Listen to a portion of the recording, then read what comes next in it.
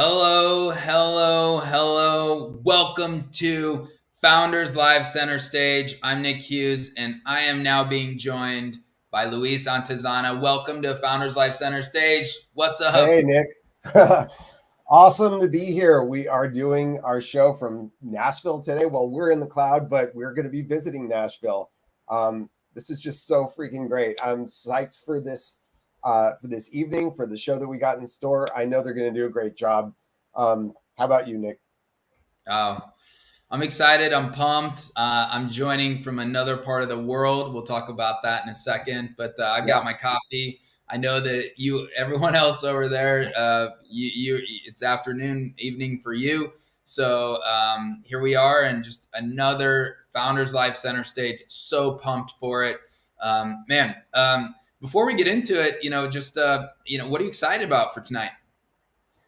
Well, I love that this is coming from Nashville. They're one of our newest cities, and they from the jump, Nashville has just brought everything the right way. They have promoted the event right. They've got entertainment. They've got a great crowd. They've got a fantastic location. Really motivated startups. The city leaders are just amped. This is an example of Founders Live like at its best. So I'm really psyched to be showing it to everybody else in the world because this is what we're all about. We've spent so much time in pandemic indoors doing the virtual Founders Live thing, keeping the flame alive, but there's nothing like this live Founders Live event in person, mixing it up with the community. You've got fans, you've got founders, you've got, people trying to make business deals, people making friends. Look at them in Nashville. That's our view of the audience from the stage. So jealous. Don't you just want to be there right now? I'm so jealous, guys. Hey, you all there, have a good time. I'm having my coffee here from Bandung, Indonesia. We're going to talk about that in a second, but I'm very, very jealous, and it looks so fun. So we're going to pop them back off, but yeah, it is. Taylor, the city leader there, said that it is 99 degrees and like full humidity. So that is just, that's the one thing. At least we don't have to deal with that. We'll see some sweat coming from those presenters. Yeah. Well, Luis, we're going to walk through some stuff, and, I'll pop you off for a second. I'm going to walk through a bit of Founders Live information. We'll bring you back on, and hey, then me and you are going to have a great conversation about what's happening, what's recent, what's new with everything in my life and the tour. So you'll be back. All right. Cool. All right. Well, everyone, hey, this is Founders Live. We are center stage. Awesome time here. And I want to take a time to explain a little bit more about Founders Live. And for you all that might be new to the experience and new to not only the center stage show, but also what is Founders Live. So, but again, like we just described, hey, this is a show that's coming live in the cloud, that is going down into a live Founders Live event. This week, we visit Nashville, Tennessee in the United States, part of our North America region. It's going to be an amazing show tonight. But Founders Live, we are powering the pulse of entrepreneurship around the world. We've built out this ultimate entrepreneurial experience, and virtual as well as in-person pitch competition. So, Founders Live is about inspiration, education, and entertainment. We have our global community, our global social network, and attached to these local events that happen all around the world. Tonight, we showcase Nashville. We have events happening pretty much every week, we have events happen every week, pretty much somewhere around the world. It's happening in celebration of entrepreneurship. We've built out this modern homepage of the entrepreneur, where there's the online community and platform, our ecosystem. You can develop awesome connections, meet other entrepreneurs. We've got content, we've got articles, we've got helpful talks that take place frequently that really help entrepreneurs move forward. Then we have these monthly events. Sometimes they're monthly, sometimes they're quarterly in these cities around the world. But you will see there's hundreds of guests, 5 startups that are chosen. They each have 99 seconds to pitch. There's questions from the audience. And then the crowd, you also watching here, have an opportunity to choose which one you thought was the best of the evening. So as we built out this industry defining entrepreneurial brand, it is growing around the world. Founders Live started in Seattle. I started Founders Live in 2014 in Seattle, Washington, in the United States, and we are still expanding globally. We reach about 90 cities. We're going to cross the 100 city mark sometime this year. We're very excited about that. 30 countries. You can see those dots all around the world. Indeed, I am in one of those dots right now, which is exciting. But hey, if you want to start Founders Live in your city or country, reach out to us. If you just type expand.founderslive.com, you will then be able to fill out a form, tell us where you would like to start Founders Live. We will get in touch with you and we'll go through the process of what that looks like to get Founders Live set up in your country and in your city. Before we get moving, we would like to make sure that we cover and describe our 5 core values of Founders Live, the important core values that we've been built around. First and foremost is what we call respectful authenticity. This is really about you being yourself, your unique self, but at the same time respecting others and their unique selves and treating them with respect. Also, this really is around inclusion. We include everyone as their individually unique selves.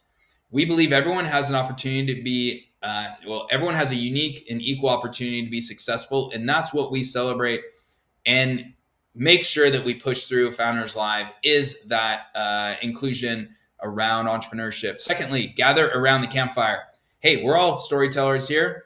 You're going to see tonight or this morning, tonight, wherever you are in the world, there are a handful of founders that are telling their story of their vision of a future they are building. And we gather around this figurative campfire as a community and entertain and tell stories. Thirdly, open the door. So do great things for people without expecting a return. Introduce someone to someone they might not know. Provide them some, a bit of help or thoughts or, things, just help them move forward without expecting a return. The reason why that's important is it's a beautiful community. Also, it comes back to you tenfold. Trust me, I've seen it through Founders Live. Tens of thousands of people have seen it as well. And another one is business equals fun. So, we make sure with Founders Live that it's an enjoyable experience. It's not awkward. You're having fun. We believe you can have fun while doing great business, and we encourage you to do that. And the last one, we've recently announced this year, is what we call climate consciousness. And we commit to operating our global business in a climate conscious manner, including measuring and lessening our footprint wherever possible. And we encourage you to do that as well. This world needs solutions. This world needs leaders that are acting towards solutions of the challenges that we face, especially in the climate. So we encourage you to operate your business in that way as well. All right, so this is Center Stage. So excited, and I'm gonna bring back Luis here. What's up, Luis? Hey, before we move into the next thing here, man, just ran through those core values again, and every single time we talk about them, they just hit in different ways. What kind of came across to you when we just talked about those core values that are so deep within the Founders Live ecosystem? Well, Nick, those 5 core values, now that we've added the 5th one, what's cool is these are core human truths. It doesn't matter if we are talking about, Americans. It doesn't matter, it started in America, in Seattle, but these values translate universally. And it is kind of the key to what's made Founders Live successful everywhere it goes, and what keeps it the same experience everywhere it goes, despite the little bits of variations in local flavor. We all agree to and respect and identify with these core values that you set forth at the very beginning. And as we all know, like any good organization that has something strong like that from the core, from the start, it really helps them as a barometer, as a baseline for making decisions, for the organization. It helps establish culture. And it certainly has worked for us, both internally and for city leaders and for the communities that come throughout the world. So, we're really lucky that we had really good ones and things that people feel strongly about. And I think it really magnetizes public response. So, yeah, I love having those. It makes me feel good every time I hear it. It's like our own little national anthem. It is. It is so good. All right, we got Ceci there, and so good to see her. I know we popped that up. Good to see you. Reminder to everybody, send those comments in. We'll get you up on screen. We're going to be asking questions later. When the presenters are doing their pitches, get those questions in the stream as fast as possible. There's a 20-second delay between the live feed and what shows up on YouTube. So by the time you're thinking of a question, it's we got to keep it rolling. So we love having the audience input. That's generally what we do. We're actually, we're not good. We probably won't be able to get your questions online into the live show, but you never know. It's just good to stay involved is what we're trying to say. Yeah. All right. Well, Luis, we are going to transition here. And what do we got coming up next? So, you know what? Usually at this point in the show, we bring on a special guest. We've had Founders Life partners. We've had all kinds of people come through. Today, we are going to talk to you because you've got an interesting story to tell. You spent the past couple years, moving around. You went on a big tour in 2019. COVID kind of had you a little bit grounded, and then you found a way to move around even within that. And now it's 2022 and you're on to the next adventure. So let's get on and talk about what you've been going through. This is really fun. And I wish I could be with you, but it's kind of cool that you're out there in Bandung, Indonesia. I'm here in Seattle, Washington. We're running the show from the cloud. So I've got a whole list of questions I'm dying to ask, and well, let's just get on with it, right? So starting out, what makes you take these tours? What calls you to the road? You're a CEO, you got plenty to do already. Now you throw, travel, international travel, not just domestic. There's a whole bunch of other things that come with that. So tell us why go through this trouble? What's the tour? Where are you going right now? Yeah, and we'll share a visual here in a second, the map and everything that's happening this summer. But why do I do this? I've made it a habit now since Founders Live is in so many cities around the world, and we bring on city leaders and we bring on teammates from various parts of the world, and when we meet them, you meet them now too, and we meet them all virtually. And so part of why I do this is to really go see the world and also go meet our Founders Life city leaders in all these various cities that they're in around the world, and to really build that. As a leader, I need to be able to go to them, meet them in their community, meet them in their world, and spend human time, one-on-one time together versus just having these calls via Zoom. So number one, it's an ability to continually grow, the Founders Life team by meeting people face to face and seeing their world and their life and working with them one-on-one and all that. Secondly, now that we're able to get back in person events, and that's starting to happen around the world, there's gatherings and events that happen when I'm in these various cities. So it's obviously an opportunity for me to go to a Founders Live event in person, meet the people, and really just experience that we otherwise, obviously over the pandemic, we were doing these virtual events. So that means that we could pop into any event, but it wasn't the same. So to be able to be in an actual, see what it's like in Indonesia, or, previously I was in, countries in Africa or countries in South America. And thirdly, I can tell you that the probably the biggest thing about this is, it makes you a better human being. And I can talk about the challenges in a second, but it's not easy to travel, and it's not easy Yeah. to be in a city that is totally different language. I would say 5 to 10% of the things you see, banners or signs or menus or anything, is in English. Yeah.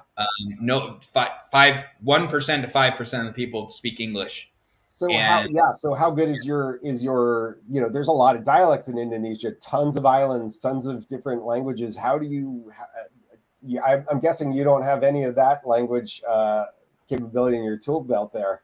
no.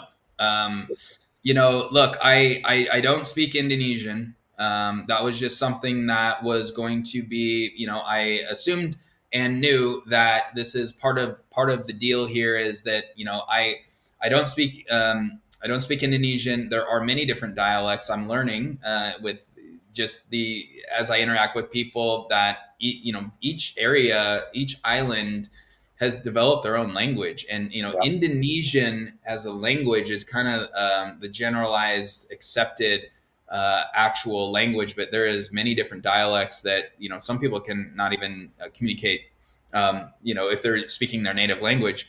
So been amazing on that. But yeah, it's been hard. And you just, basically when you're out, at a restaurant or trying to interact with someone, it seems like they can do enough English to get through and serve me, or, I'm just pointing at things, right? So it Yeah. is what it is.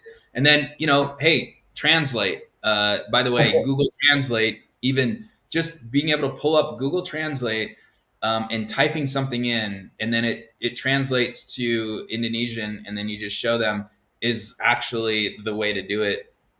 So Awesome. Yeah. So, given that language thing, what made you choose Southeast Asia with all the other places you could have gone? I know you've been just said you went to South America and Africa. What's the draw in Southeast Asia for us, for you? yeah, so when you look at this map, this is the set forth map for the tour this year.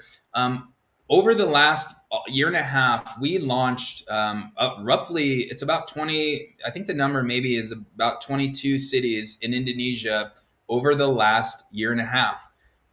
So obviously, this is not all the cities that we're in over in Indonesia and Southeast Asia, but our city lead, or essentially our regional leader, Mike Venturi, has done such a great job of expanding Founders Live throughout the Indonesian country. And you look at this, and so as we started to have activity in this region of the world, again, I just said, I got to get down there. I want to meet the founders. I want to meet these people. And what's most important is that learning and understanding what entrepreneurship is in a country like Indonesia. I'm not here making any assumptions, as I don't, whatever, even as a American citizen from the United States, we have our own vision, or what our thought of startup entrepreneurship is. The only way to understand what entrepreneurship is in various countries around the world is to actually go there. And I've been blessed and have an opportunity to be able to build the company on the road and go there and meet them. And so that's what we're doing. And so you can see here that I started in Jakarta, Indonesia. I landed there, and that was a great week. We had our event last week. Really fun. Met a lot. Met the founders there and our city leaders there, and it was amazing. So now we are in. I took the train to Bandung, and Bandung is roughly about 2.5, 3 hours from Jakarta. And so it's like the equivalent of like Seattle to Portland, or what, maybe New York, Philadelphia kind of thing. So you look at that, but yeah, and then you can see there, I'm going to go to the Philippines next week. I'll spend 5 days in Manila, the Philippines, and actually that is where we've got some city leader meetings, and my goal is to leave that country after 5 days to be able to have a city leader in place there. You'll see then I take a trip. I go to Bali. We have had Founders Live Bali there. We will not have an event there, but that is a little more of a vacation for me in a sense that I'm going to go spend time in Bali, enjoy that. Obviously, be still meeting people there, but that's going to be a little more of a downtime for me. And then you'll Got to see, take that. yeah, I mean, look at that. And then Palangankaraya, that's the fifth city. Then I go to Palembang, which shoots over to so that's Sumatra, I believe, the island. And then you have Pekanbaru there, and those each one of these cities, there's going to be a gathering and an event. We're gonna start, showing them how to gather, do Founders Live the right way. Then I go to Batam, smaller city. I'm there for 3 days, and then I hit Singapore, Kuala Lumpur, Malaysia, and then Bangkok, Thailand is the final stop. Each one of those cities is roughly a week, and man, it's just back and forth, back and forth. Yeah, and look at those last three cities. Those are going to, in addition to Manila, those last three cities are going to be new Founders Live cities as we expand in Southeast Asia. It's amazing, and thanks for bringing the apple seeds there. That's exciting to see those areas light up. We know that we've had a lot of interest from Singapore, especially an international business hub will be great to represent there. So as you're talking to founders and mixing it up, are you getting a sense of like what the universal experiences are and what the differences may be for people in Indonesia specifically, or the city specifically, or even in the region? Like, how is it different for them, and how is it the same? Or what bubbles up within all of that for you? Well, the thing you the thing that you pick up when you travel internationally and visiting different cities and cultures is there's just different norms. There's different ways that cultures and communities go about things. And again, this is part of what I'm doing here is, as a leader of a global organization, it's paramount that I am able to go understand what their culture and experience is. If we're going to make decisions, and obviously, learning all the different countries and cultures, all of a sudden now, it's going to, once you learn that, then it's like, oh, shoot, everyone does everything. They do things differently. And how do we unify everything? But having an understanding of that is just at least step one to have a full understanding of who our customer base is, who our base of users, our base of founders and entrepreneurs. If you just think about it that way, it's important that to learn that. What I've noticed here is that there's less. I don't know what the word is here. I don't know if it's structure, but as we've been planning our events, they're a little they're a little more quickly or thrown together in some ways. Like, hey, we're just going to kind of do it this day. Versus, when you look at the United States, like this Nashville event's been planned for 2.5, 3 months. There's been an Eventbrite page, people are signing up, all that. What we notice in other parts of the world is like a message thrown, through a WhatsApp group that has 1,000 people in it that's saying, hey, in 2 days, 3 days, we're going to gather and have an event. People, pick up and show up, and that's kind of the norm, right? There's less of a forward planning. There's a little more, I guess, it's a little more immediate, or just kind of on the spur of the moment, in the sense that they can put together, they have WhatsApp groups and all these messaging groups that people learn about this information and can like chat and can take action on a much quicker basis. So I don't know if that makes sense, but just learning Yeah. that, United States, we deal with email, we deal with, we get people to sign up on these lists. People are planning it on their schedule, on their calendar. I've noticed just other parts of the world operate differently. Yeah. That's really cool, because you're really throwing an emphasis on, listening to your core audience like in person and getting that firsthand experience throughout this trip. And we all, as founders, everybody who runs a good company knows that like paying attention to the customer's experience, or your internal staff as well. It's not just the customer, it's the people you're working with. So you're getting a good hands-on feel there. As at an entrepreneurial level, any like challenges that are faced in this region, or in this geo that might be different from what we have here, or like what are they struggling with the most, do you Yeah. think? Well, interestingly enough, this is not different than the United States, but definitely, capital and resources, and that's something that you could probably say it's universal. It's obviously what we're working towards and solving as we continue forward here, building Founders Live. Yeah. But specifically, just there's not as many in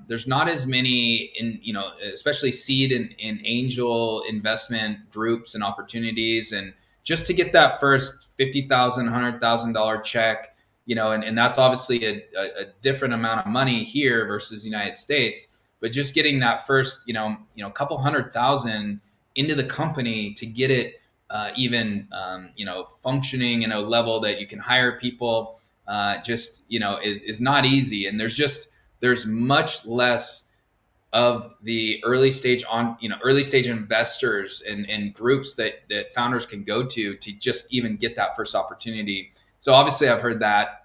Secondly, I think I think when you look at, again, I don't know what it was like before the pandemic, but we're just now starting to see more events and gatherings and communities starting to pop back up to actually gather in person, network, meet, bounce off each other. When you bounce off each other, good things happen. And so, I'm not seeing a ton of that right now. And obviously now it's starting to come back. So that's one of the things we want to be a part of is really spurring that activity. So I would say those are a few things. Well, that's kind of cool that, like, those, there's some universality to that. And it's also cool in that, like, these are things that we at Founders Live are trying to, like, solve and bring some kind of answer to that, to founders everywhere, and that people here can be helped by that same stuff. Um, all right. So one last question that's kind of like, a lengthy question or whatever, long form answer. And then I'm going to hit you up with a couple quick ones. So, any lessons, Nick? Like, what's any big giant takeaway that you've taken, you've got so far? You're still early in the trip, but anything profound hitting you, or anything, just shallow? Like, what's your lesson so far? Yeah, there's a few of them for sure. And I know that doing something like this, again, look at that map. I mean, it's intense. Um, I would say that if you can do something like this, do it. And the reason why is it will absolutely pull you out of your comfort zone. It'll push you to be very, very uncomfortable. And you, it's not just you as a human being, but then you as a leader, you have to grow, and you have to figure out ways. You got to survive. You got to solve the daily. What is the challenge up front today?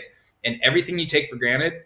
Um, Navigating your city, getting in your car, knowing where you're going, understanding basic things, language, what you're ordering, is all gone. And it actually makes you work, and you improve yourself. You figure out new ways to actually go about your life, and that is a very, very positive thing. So that's number one, is you're going to get better.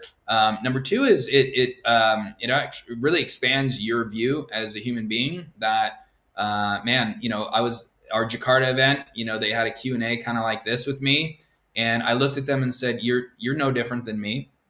You all are no different than anyone else in the United States. You just maybe don't have as many resources and access to certain technologies, money, capital, whatever opportunities, and that's obviously what Founders Lives are working at. But you learn that everyone is the same, man. Like, what is this, fighting and war? And I understand there's a lot deeper things going on there, but we're all the same. And I can say that as when you travel like this, you learn that, and you come to really appreciate, the human struggle. And like, I'm walking on the street, and there's people all over, like, just on the street selling their wares, and it can be very uncomfortable, but it's also like that's their life. This is life. So yeah. Yeah. Well, I think it's really cool that you're doing it. And freaking awesome. So here's some quick questions. Yeah. What's the best part so far of your trip? The best part is, that's a good question. I would say the best part is to, so in each city, I kind of find, I don't know, it's discovering. There's a few little places like I end up. So in Jakarta, I found this like rooftop bar that I ended up going to a few times, and I got to like the bartenders like were nice, and I ended up meeting the owner, and he actually studied in Seattle for like 4 years, and so establishing a bit of your kind of places that you frequent, like so there's actually this cool coffee shop bar that I found here in the neighborhood, and I've gone there a few afternoons, kind of, just the end of the day, and I sit and have a beer, and they have an outdoor deck, and it's peaceful. So finding you go from and something that's totally different and random and like kind of scary because you're like, where am I? And you start actually getting your familiarity. That is it's like an addictive thing that with travel, like you just want it, you love it when you get this like, oh, I Oh went to yeah, this place yesterday, I had a beer, it was comfortable, I'm gonna go do it again. I love that. Yeah. Okay, worst part. What's been tough? Worst part is you feel constantly in confusion, and that is like such a shitty feeling. Like you literally like, I don't know, it's like there's a feeling of like, and it might be cortisol, like the cortisol levels are like always high, and you're like, why do and then on the streets here, and again, this is just the way, dude, the motorcycles and the bikes, and it's like these streets are just like, and it's loud, and there's no street lights really. There's actually no real, like when you come to the United States and you look at the street grid, there's typically like blocks that then have like a stop sign or a street light, traffic light, that then there is none here. So it's like the flow is just like, and the cars and the motorcycles, and you're just like, whoa. So I would say that the toughest part is you always feel very like the anxiety level and the cortisol is really high, and you just want to Yeah, be like, God, I it's a just want to stress like, baseline that you're not even always consciously aware of. But there's these survival things. Like, I mean, for me, I'm always like, all right, you're in the middle of a city you've never been to. Where are you going to go to the bathroom, even, right? Like, you got to map that stuff out, especially if you're not feeling well, right? So, like those kinds of things. Cool. All right. Last thing is, how's the food?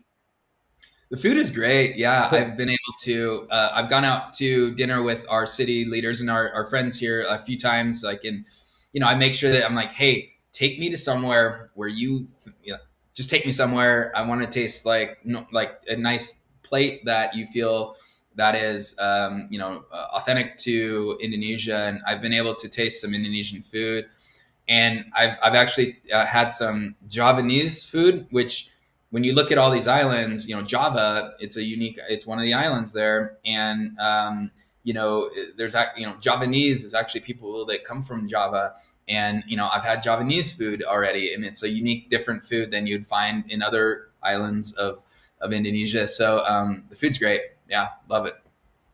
Awesome. Well, I think we're at the end of our segment. If there's anything else you want to add, we know you're going to Manila next. So good luck getting that thing going. So many, so many entrepreneurs over there, so many islands, so many, wonderful people. So I think you're going to be in good hands. And talk about food. I mean, you're going to have, you're all set up there. Yeah. Thanks, Anything else you man. want to add? No, this is great. And hey, I just want everyone, stay close. Feel free to reach out to me. Yeah. I got one more thing. Let's not forget, you are going to be, doing some impromptu meetups throughout this trip. Whether we do these things for Founders Live members. If you're a member, Nick's going to bust out a message to the group and say, "Hey, I'm in this town. Come join me for a beer."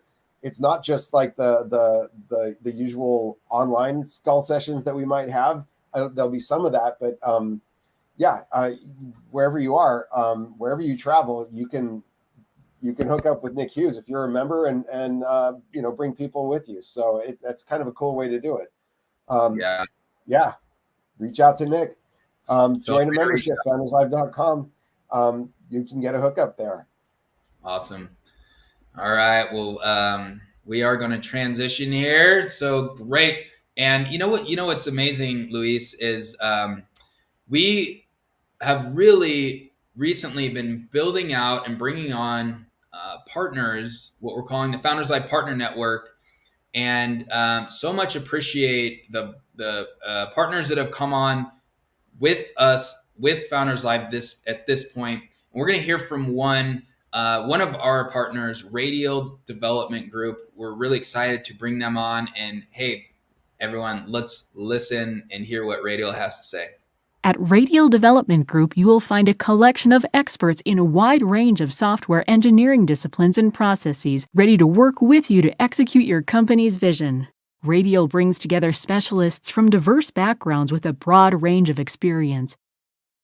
Whether it's development of your mobile app or website, or the embedded software on hardware you are shipping to your users, we're ready to help your team deliver.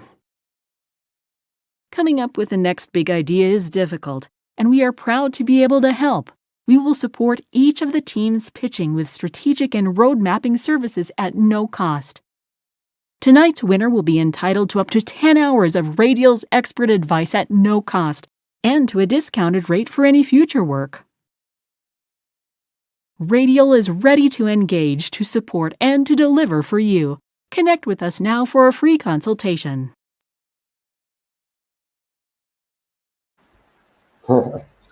Yeah, we really appreciate Radial for what they do, man. Yeah. And if you want a little bit more information about what they do and really just in general how to run, how to think about world-class product development, we actually have a Founders Live Academy session that's free for everybody. Go to founderslive.com/academy and you can look that up and kind of get your mind wrapped around building world-class products. Look up that session and you can watch it for free. Most of the time our sessions are limited to our pro members. That's a free one. So check that out. Yeah, we really appreciate it. Yeah, that was a pre-recorded. The session is we recorded a couple weeks ago, and a lot around things to think about, things to consider when you're building your product. Dave answered quite a few questions around just what are the smart ways to go about it. And we spent a lot of time actually talking about in the early stages, like minimizing costs. Like he literally is like, don't pay for all these developers, and here's the things you can do to get your product and your concept to this point. And at this point it makes sense to talk with an organization like Radial. So you can see web development, they actually, one thing that Dave, when we sat down and started talking about a partnership, the thing that I really, really appreciate about what Radial does is he says their ratio of male to female developers, or bringing on underrepresented developers, I think they have like 40 to 45% women that are their developers. So they are very purposeful. So that's Dave Loftus right there, and he's great. But he spoke about how they approach their building their team of developers, and I really, really, really appreciate how they're purposeful in employing a very diverse group of engineers. So that was one of the main things that helped us say, hey, we want to bring you on as a partner, and we want to make sure that you're there with us.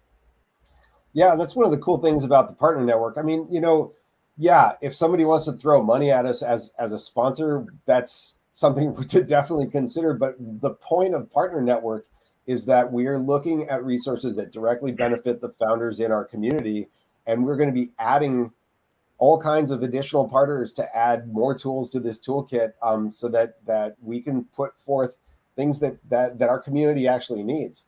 So if you if you have a service that benefits startups or the founder community at a larger scale, I mean there's all kinds of ways you can look at this.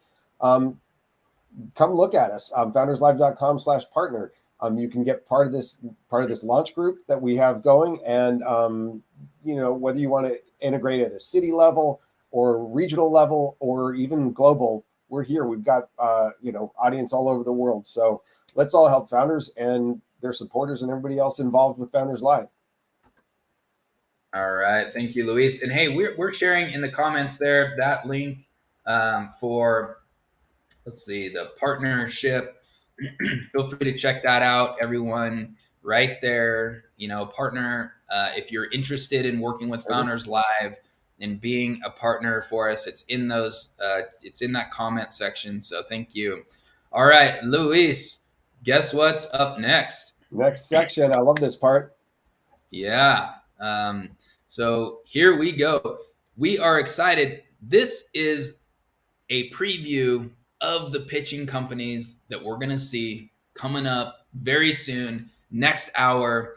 And Luis, our very first presenter, the company is called No Baked Cookies, No Baked Dough, and safe to eat raw, no baking necessary. We make our cookie dough without eggs and with heat treated flour so you can enjoy it straight out of the jar. All right, Luis, here we go. And we've got no baked cookies. What do you think? Where are we at there? Oh, sorry. We're going to. Yeah, you get that popped up. I'll just start chattering here. I think this product was made for me because I'm the person that'll just eat the dough straight from like whatever container it is. So yeah, psyched to see this product. When I was looking up, trying to tag them on Instagram for our post, they have, they're based out of Tennessee. They have locations throughout Chattanooga, different places. So this isn't a brand new company. They have a blue check. These guys have been around. They've got fans. So I'm really psyched to see, what they're going to pitch, what they're looking for, what they're all about as a more mature company who's already found a footprint and have a product that's in the marketplace. A lot of times we deal with people that are just coming out or about to do their thing, and these guys have a website, they got socials, they got all the stuff going.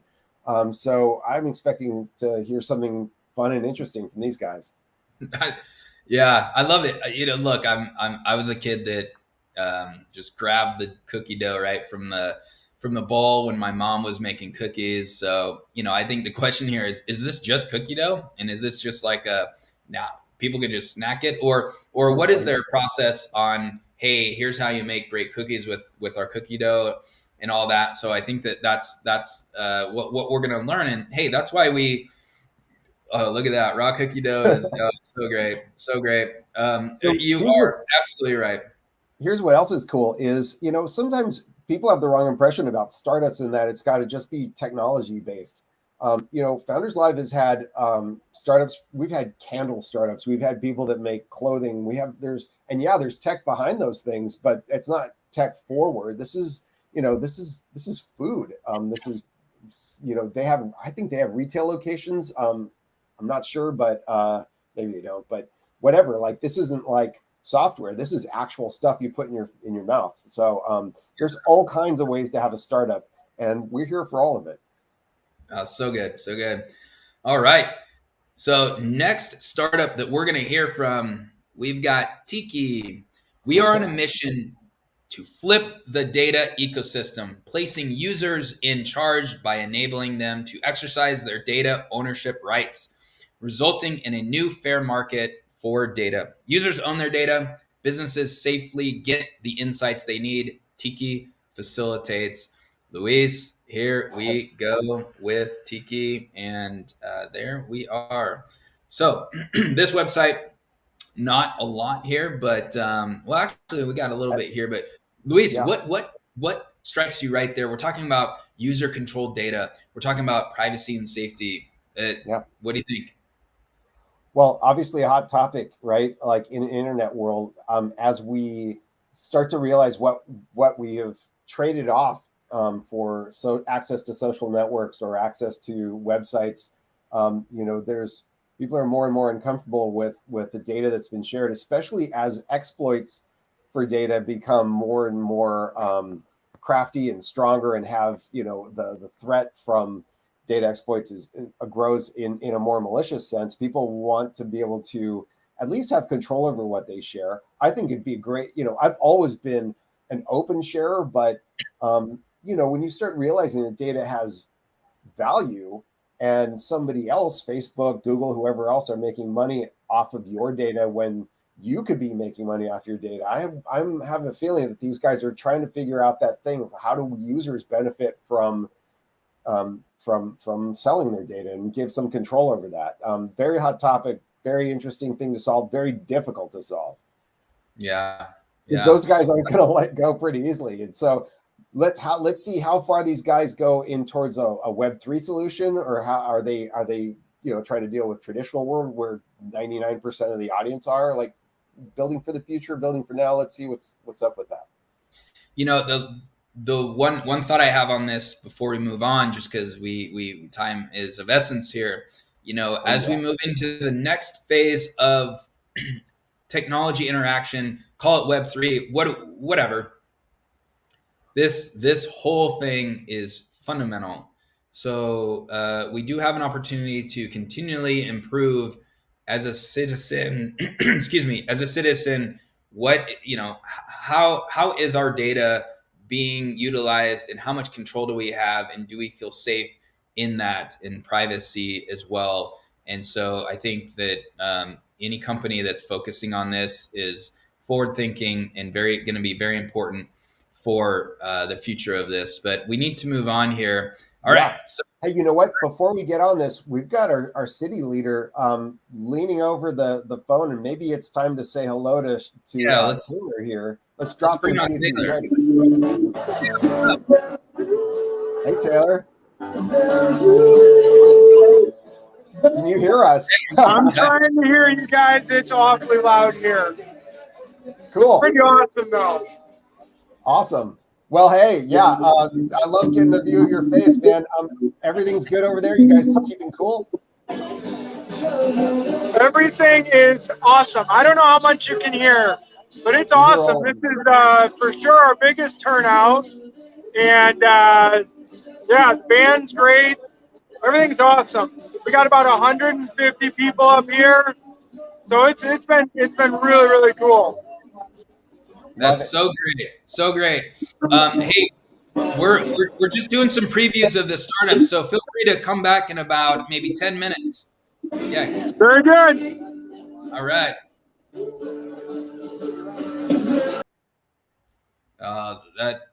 I'm so jealous, I love it. Luis.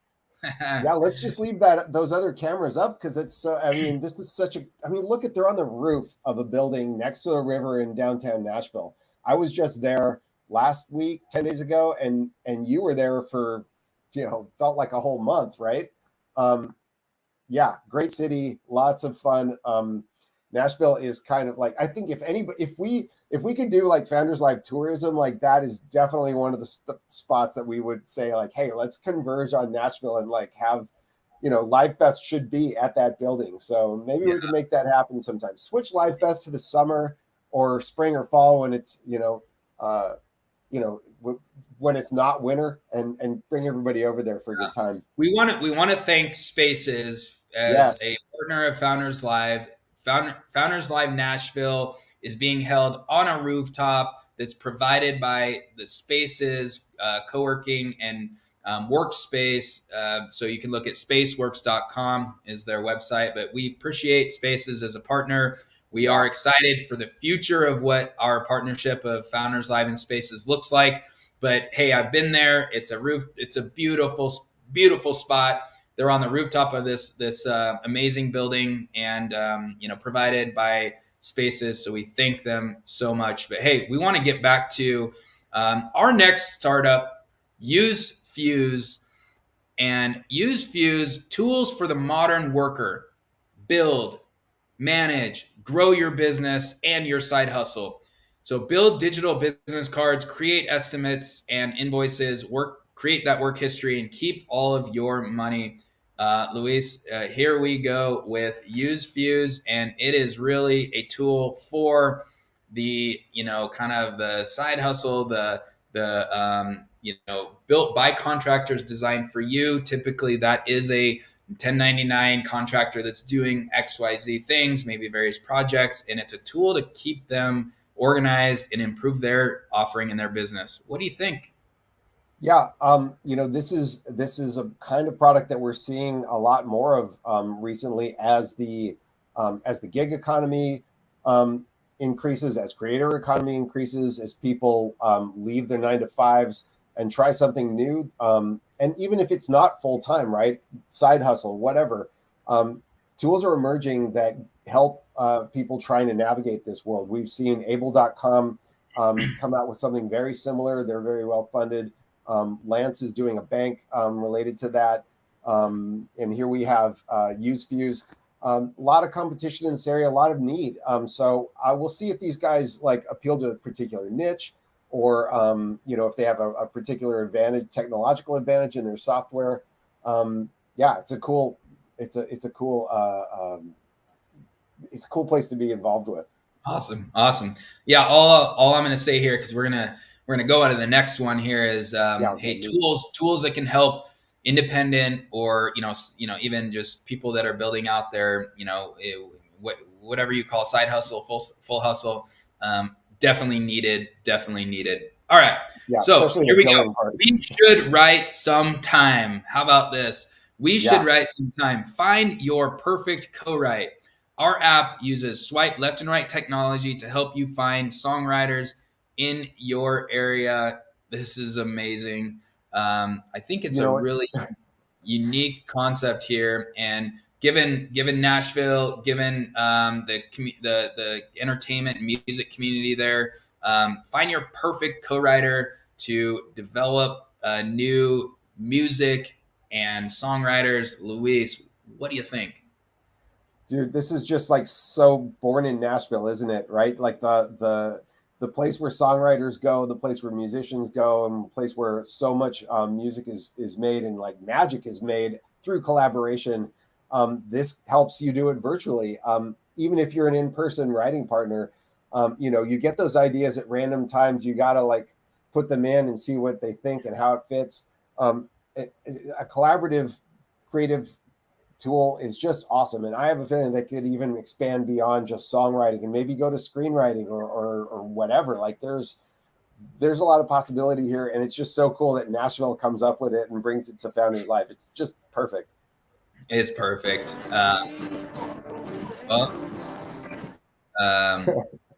Yeah. All right, so it's getting rocking over there. Yeah. So excited. Hey, we got one more startup to cover here. Oh, Viro, I believe I'm saying that correctly. Viro, platform to mitigate the effects of global climate change by tracking the positive impact of your environmentally sustainable lifestyle.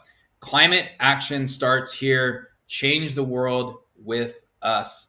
And this is obviously a company that we even spoke about. One of our new core values is really around climate action, being climate conscious. Hello, everyone. It's time. It's time to understand that our actions collectively have created some very serious problems in the world. And it's our actions collectively that will help change that in one way or another. So love it. Luis. Yeah, this is awesome. I have a soft spot for this kind of thing. I think it's really important. I think a lot of people feel helpless in these things because the individual actions may seem to not make a difference against movements that a giant oil company might make. It's you might feel really small. There's a potential that an app like this or whatever they're offering here shows impact of a million small actions, right, that actually can make a difference. So I'm eager to see how they manipulate data to show this kind of impact and to motivate people to participate. Yeah, me too. Obviously, we're not provided with too much here. That's why we have the pitches and the questions from the audience. and all that. So we're excited about that, but very much we need things like this. And, look, I believe in the next 5-10 years, we're going to see so many new ideas oriented around climate action, improvement, climate consciousness, measurement, accounting. It's exciting, and also just a whole new industry for investment and growth in. So, all I'm right, encouraged to see that. yeah, Hey, Louis. so we're getting close to the top of the hour and the pitch competition. Before we get there, Nick, you want to share what happens when somebody wins Founders Live Nashville? Does the road end there? It does not. We have, if anyone is familiar with Founders Live Prime Time, we have so all the winners from all of our events around the world get entered into Founders Live Prime Time. Prime Time is our global competition that is each year we have a competition for the top 5 startups from each region of the world. These are our events and regions this year. And so each startup then goes into qualification and voting, right? So when you look at that, I haven't actually looked at this page in a few days. Wow, look at that. Farmer Foodie is in the lead. So what happens is you basically get seeded into our primetime voting experience, and the way it works is you come to this page, and it's you watch the pitch video, and we're not going to play it just from audio standpoint, but basically this is their pitch video, and so the founders are now seeded into this. People watch the video, and then you see this button down here. They can click vote, and that's like a like button. It's a like, it's a vote, and the goal here is that we are then looking at we rank all the startups that get the most votes, and we're taking the top 2 from each region this quarter. They get seeded into the events that then will take place. So the top 5 in each region of the world will then compete on the global stage in the Founders Live Primetime Latin America, Primetime Africa, Primetime North America. And then we then take the winners of those and go on to our Live Fest event, which will be on November 30th. So really excited. This winner, the winner tonight at Nashville, will not be included in this region's voting, because since the cutoff is actually June 30th. So this Nashville winner will get slided into next quarter, because basically the voting timelines are on a quarterly basis. So we'll slide them into Q3. So yeah. Awesome. And then we have that global finals at Live Fest on November 30th is going to be awesome. This is just like bracketology for Founders Live World. It's really fun. So if you love what you hear tonight on Nashville's pitch competition, give it a couple of days, but jump over to Primetime, founderslive.com/primetime and check out the voting interface. Give the winner of Nashville a vote. You might see them in the North American Primetime Regionals, and who knows, they could make it to the Live Fest Finals. Yeah. So it looks like we're getting ready to go into our pitch competition. Or do you know if they're going to do like a speaker or any kind of thing, or are they going to jump right into the competition, Nick? They are going to jump right into the competition, which will be great.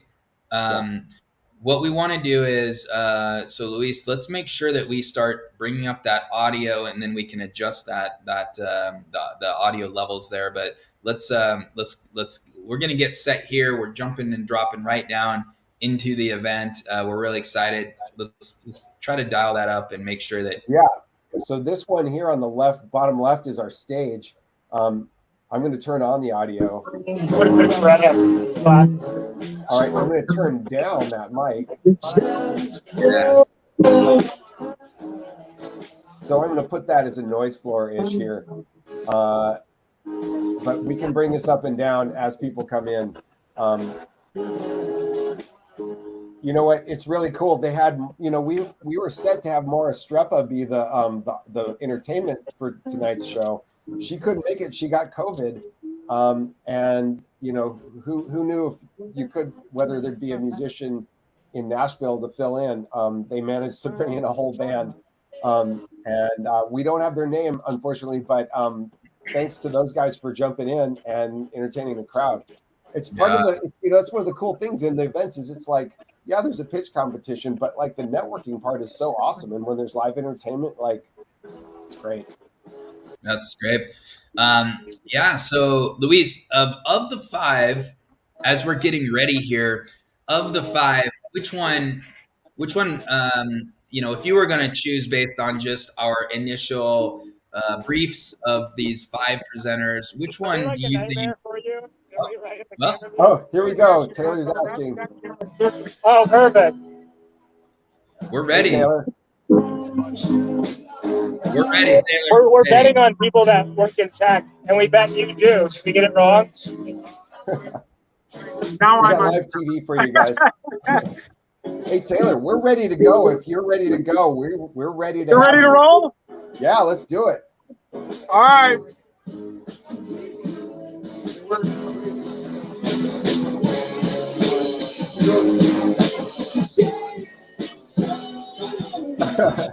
Awesome.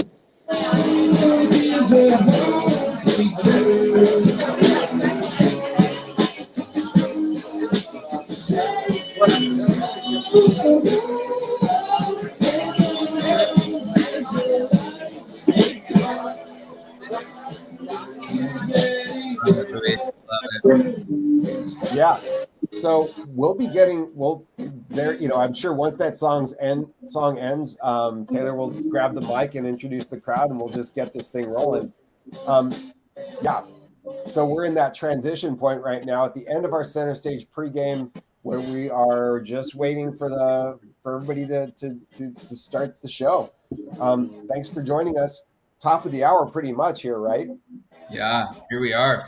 Luis, which startup jumped at you that you would be impressed and excited to hear more of their pitch? Well, okay.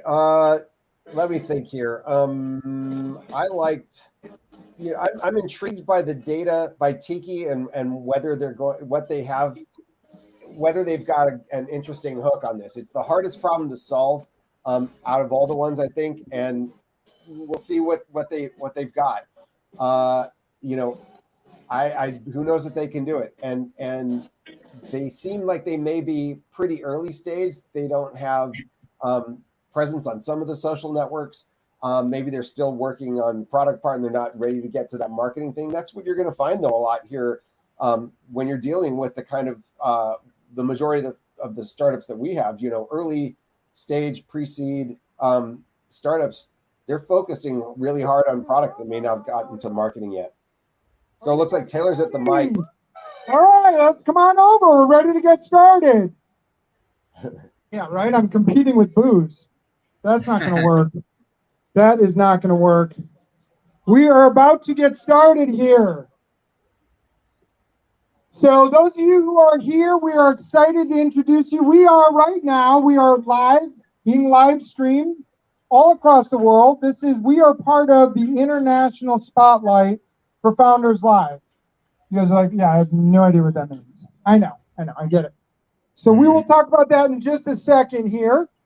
So we are going live right now. One last time, I want to give it up for Micah. So you guys, like, the music was great. What you don't realize is Micah and crew, as of 9 a.m. this morning, did not even know about today. So our actual musical guest got really, really, really sick, and we found out at about 8 a.m. So Micah drove up from Alabama. All of them drove up about 4.5 hours from southern Alabama to be here with you guys. So again, can we give it up one more time? Thank you. All right, so that was awesome. They were great. They've done this before. They've been fantastic. People have loved them, and I totally appreciate them last minute coming on up. So thank you guys for coming. Thank you guys for coming out to Founders Live here in Nashville. So, and like I said, we are on the international spotlight tonight. So, Founders Live, for those of you who are new to this, how many of you guys have been to a Founders Live event before? Say it loud. Come on, come on, we're outside. Jeez. You went in Seattle? Oh, that's awesome. All right, so we got an out-of-towner here. So, so thank you guys for coming back. For those of you who are new, give you a quick introduction to Founders Live. Founders Live is a fantastic organization. And if I could boil it down into one thing, they're there to support the community of startups and to build it, to gain exposure. So Founders Live started in 2014 in Seattle. At least this is my pitch for it. Nick, the founder of Founders Live, might give it differently. But essentially, Nick started Founders Live. What am I doing wrong here? Keep talking, keep going. Oh, right there. Aha. All right, so for those of you pitching, this is where you're supposed to stand. All right, good. I'm glad I knew that. So Nick started this in 2014 as an opportunity. If you're in Seattle, like you, there's a big ecosystem already for startups, right? But it's tough to get into if you're not former Amazon or Microsoft or, right? So he started it to give an opportunity and build exposure for all of the startups. And it grew and it grew and it grew and it got really, really big. They were getting 300 and 400 people and outgrowing Nick's backyard. So the kegger in Nick's backyard had to get bigger. And so he decided, hey, why don't we expand this? Why don't we do this somewhere else? So he started launching other cities, and now has birthed into all across the world in over 80 cities in 25 countries across the world. So when I say we are being live streamed, and this is like a huge honor to be on the national spotlight, I mean that. They have chosen one city throughout the country, or throughout the world, each week, and they chose Nashville because, well, we're awesome, right? Nashville is like the entertainment hub of the world. So they chose us to be the national spotlight. No, it's not in California, it's here. And so we are right now, there are people all across the world in Jakarta and Malaysia and everywhere else, in Dallas, watching this and checking out the amazing startups that we have here in Nashville. How did we get involved? Well, it wasn't in Nashville. Originally, they weren't in Nashville. Nick reached out to Shane and myself because we're both involved in tech innovation. I am an angel investor, and Shane's been heavily involved in the tech space, and he's from Seattle. And so he said, hey, guys, you're amazing. You're both super good looking. Do you want to go do this Founders Live thing here in Nashville? And we said, sure. So we launched this almost exactly 1 year ago. June 24th was our first Founders Live event, and it was awesome. And we've just had a blast doing it. It's just been fun, building the community. I'm from Chicago, he's from Seattle. We were new. We thought, what better way to get involved than actually be the center of hosting the party. Throw a party, give out free beer, right? And people will come. So we did that, and it has grown and grown and grown. And I thank you guys so much for coming out and being a part of this. We have had some amazing companies pitch at this, from Q Audio to Routine and Brave Babes and Versatour. It's been fantastic. In fact, Versatour made it all the way to the finals in the international pitch competition for Founders Live last year. And she, Debbie, was from our very first event 1 year ago. So these are the companies that have pitched so far, and I'm just excited to add 5 new logos to this slide for next time. So the 4 values, though, yeah, thank you. I appreciate that. So the 4 values that Founders Live really, really, truly lives by is no name tags. So you notice none of us have name tags, and a lot of these events you go to and it's very stuffy and boring. And that's not what we're about, right? We don't need name tags. We need to go up to people, shake their hand, introduce yourself, or vice versa. What am I doing? What the hell is going on? Jeez, I got a good wide angle camera. So no name tags. The goal in this, really, the pitch competition to me is really fun, but it's the first hour and the last hour where you get to mingle and get to meet everyone. That to me is really the most exciting part of it, is meeting 25 or 30 new people by coming here. Respectful authenticity. So we include everyone. Everyone can come, and we want everyone to come. And we want a lot of different companies to pitch. The bumpers are pretty wide for where they can fall, and we want them to come out and pitch, no matter what kind of company they are. They have to be innovative and they have to be started, but beyond that, we want to work with you guys and give exposure to those different companies.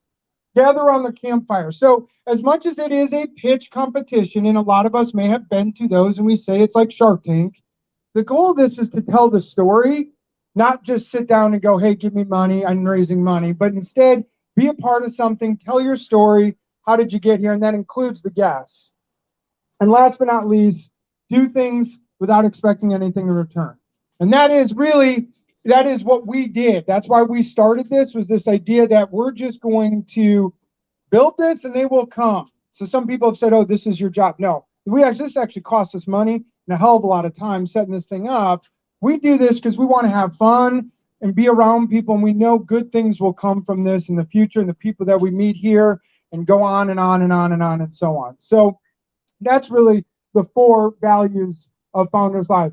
I want you guys to go to founderslive.com. You can check it out. You can join and become a fan, where you'll get all the emails and you'll find out about Nashville being on the national spotlight, or international. By the way, do you guys see sweat actually fly off my hands? Holy crap. I feel like I'm on the surface of the sun. What? Yeah, it is cooler than it is right here. Woo, this is awesome. Outdoor events, 98 degrees. Fantastic. You're welcome. A little Captain Morgan there.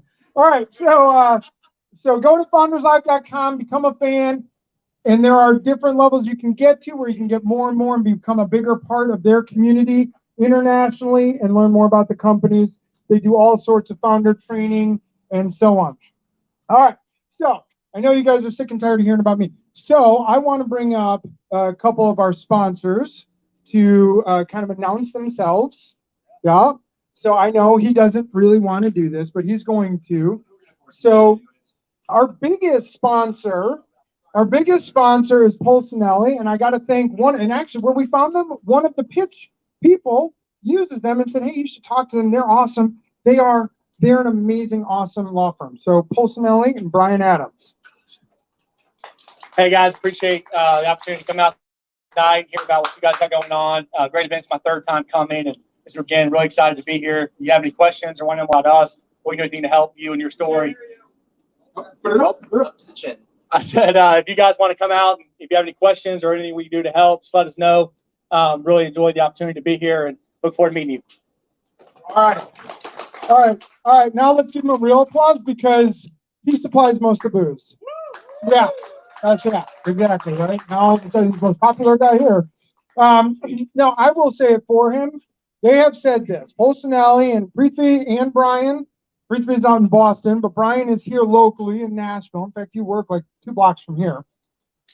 They have more than any other time this idea that, lawyers are expensive, whatever. They will do more to just help and answer questions for those of you who are in startups, have launched companies, or whatever, and give you a bunch of just really awesome advice. In fact, their advice was how to use an attorney, when you need one, when you don't need one, etc. So I would heavily encourage you guys to talk to Brian before he heads out.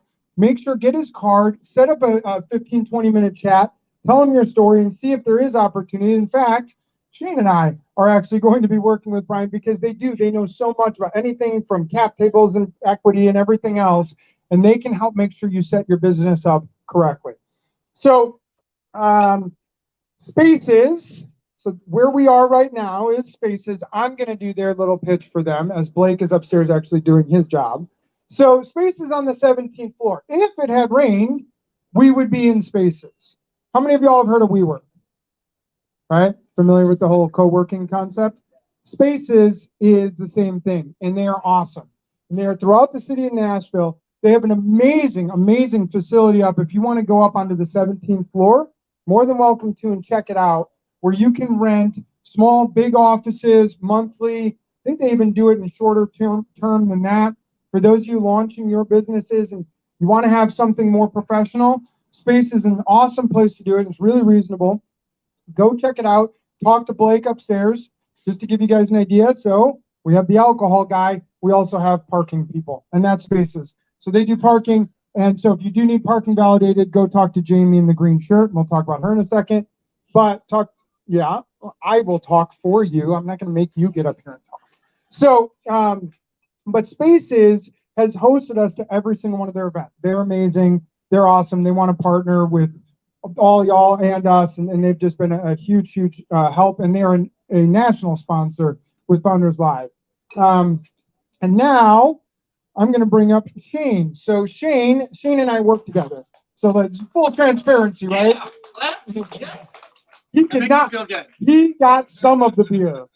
So Shane with Next Level. Yeah. So what? This is how close do I need to get? Are we good? Good right here. Okay, cool. My voice is loud enough in carries. I probably don't even need the mic. But I'm also one of the co-city leaders, as well as being one of the sponsors for Founders Live. Next Level is a staffing agency where we predominantly focus on product, gaming, technology, recruiting, etc. We've been in the Nashville area for almost 2 years now. This time last year, there's a bunch of folks that are in the crowd that started their job with me in my basement. So we were one of those stories where started in the basement. Somehow we got a couple of girls to come to a dude's house and work with 5 dudes in the basement. Anyways, I think that there's a lot of people that are out there that have had a similar story where it's like, we're going to start something. How are we going to do it? And I have no idea how, why, what, etc. And that's the whole reason why Founders Live exists. That's one of the reasons why we participate in this event. That's one of the reasons why we help host this event, is to help facilitate other people's dreams come true, right? And so one of the things that, Next Level is willing to offer for anybody that is interested, whether that's tonight or a future date, is if you have an idea, if you are already an existing business and you have talent acquisition issues that you need solved or talked about, more than happy to set up a free meeting where we can talk you through how to look at setting up, employee levels, how to think about employee levels, how to think about interviewing talent, etc. Happy to help do that. Prior to running Next Level, shameless brag, I guess. I worked at Facebook, Zillow, the Climate Corporation, etc. And so been there, done that, and now helping facilitate those conversations in Nashville proper. But yeah, Next Level, that's it. And I am Chief Mingling Officer, and you'll probably see me around with the beer and say hi. All right. Thank you, Shane. Yes, full transparency. Shane and I run Next Level together. So, all right. So, who has had some ice cream? Have you had some ice cream? That's pretty good, right? It's really good.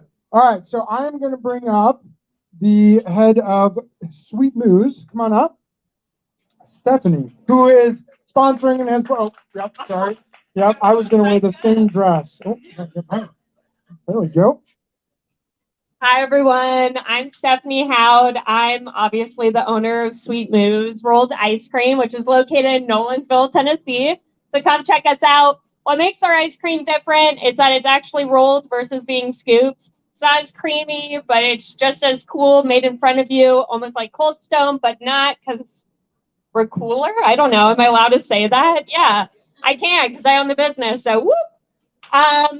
Real quick, we are going to be rebranding in November, December to Barrel and Roll. So like I said, come see us in Nolensville and have some delicious ice cream with your family. Thank you. Thank you. Follow them on Instagram right now. It's Sweet Moose, right? On Instagram. Yes. You can find it on Instagram. And again, it's in Nolensville. Go check it out and make sure you get some before you guys leave. They have amazing toppings. So, all right. Let's see. I think that's last for our sponsors. I want a big thank you though. So for those of you who showed up and you're like, oh my gosh, it's hot and I don't know, it's whatever. Do they have good stuff for me? There is someone here who put tons of hours into reaching out to you guys, making sure to get founders and startups here to pitch, prepping those people, carrying getting half the crap in her car, carrying it up here and everything else. She did just an awesome, awesome job. She works with us at Next Level. So this is not really her day job, right? But she did this and has done an amazing job from everything from marketing the event to making sure the event goes well to making sure it's called a step and repeat. It's the banner that you take a picture in front of. So the picture banner called the step and repeat. So with our sponsors on it, AWS and Spaces and stuff. So go take a photo. Post it on different social media, but I want to thank Jamie Vaughn. Everyone, round of applause. She's in the green shirt for making sure that this went smooth. She's the one who had to figure out music at 9 a.m. and every other thing that was broken. So I think that is it for sponsors. All right. So you got to see this QR code. You're going to need to know this QR code, or at least find it. It's on a few different tables as well. We will be voting eventually based on this QR code. You'll see it a couple more times. But this is my little shameless plug here for Next Level. We do, to get to the voting link, so it's the same QR code every time, they'll take you to our website. Go there and follow us on Instagram or LinkedIn. Or actually, you're forced to follow us on all of them. Just do it. That way you'll find out about the next Founders Live when it comes up. We'll post it. We don't have to go to you individually and so on. All right. So make sure that you guys get that QR code. Follow us. All right. So it is on to the fun part. It is pitch time. So we have some rules, though. Founders Live has some very, very, very specific rules. Rule number 1, that's not on the board, that I just learned about. Founders, stand right here. Don't walk too far away, or someone's going to push you back to this spot. So stand right here. Number 2, you have 99 seconds to pitch. And Mallory will be the timekeeper because she is so mean and she will yell at you. No, she's not. She's really too sweet. So you have 99 seconds to pitch. Then you will have a 4-minute Q&A. Everyone out there who's sweating right now, which is all of us, okay? Don't worry about the sweat stains. It's just we're all there. So all of us, we are the participants. I need you to be listening to ask really, really good questions. Are they raising money? What's their biggest challenge? How do they find their customers? You know, etc. Whatever questions you have, can be technology questions, you name it. You have 4 minutes and they will answer them. Then at the end of all 5, we'll have 10 minutes to vote. You will all need to go to that QR code, click a link, and vote for your favorite winner. I will then get all the votes and I will announce the winner. And the winners get an additional, at the end, 5 minutes to discuss their business in more depth. Okay, but I will say the one-on-one discussions afterward are even better. All right, so the order we're going to go in, and the people that are going to be pitching, by the way, the winner gets double the presenters package, but all presenters will be receiving $5,000 credit from AWS. There's, I believe, some GCP credits, etc. But the big one that everyone's excited about is the AWS credits. So, first to pitch, we should write sometime. Second, use Fuse. Third, no baked cookie dough. Fourth, Viro. And last but not least, Tiki. All right, you guys ready? Anyone feel like you're too far back and want to move a little bit closer? No? What is this, college class? My gosh. I stink. I do. I got deodorant with me, though. You got to come prepared. All right. So you guys are the audience. You ready? Mallory, are you ready? All right. And I will say, presenters, basically put this in your mouth and scream just so it's really loud, because everyone stands so far back. All right. So it's showtime, guys. And I am going to introduce We Should Write Sometime.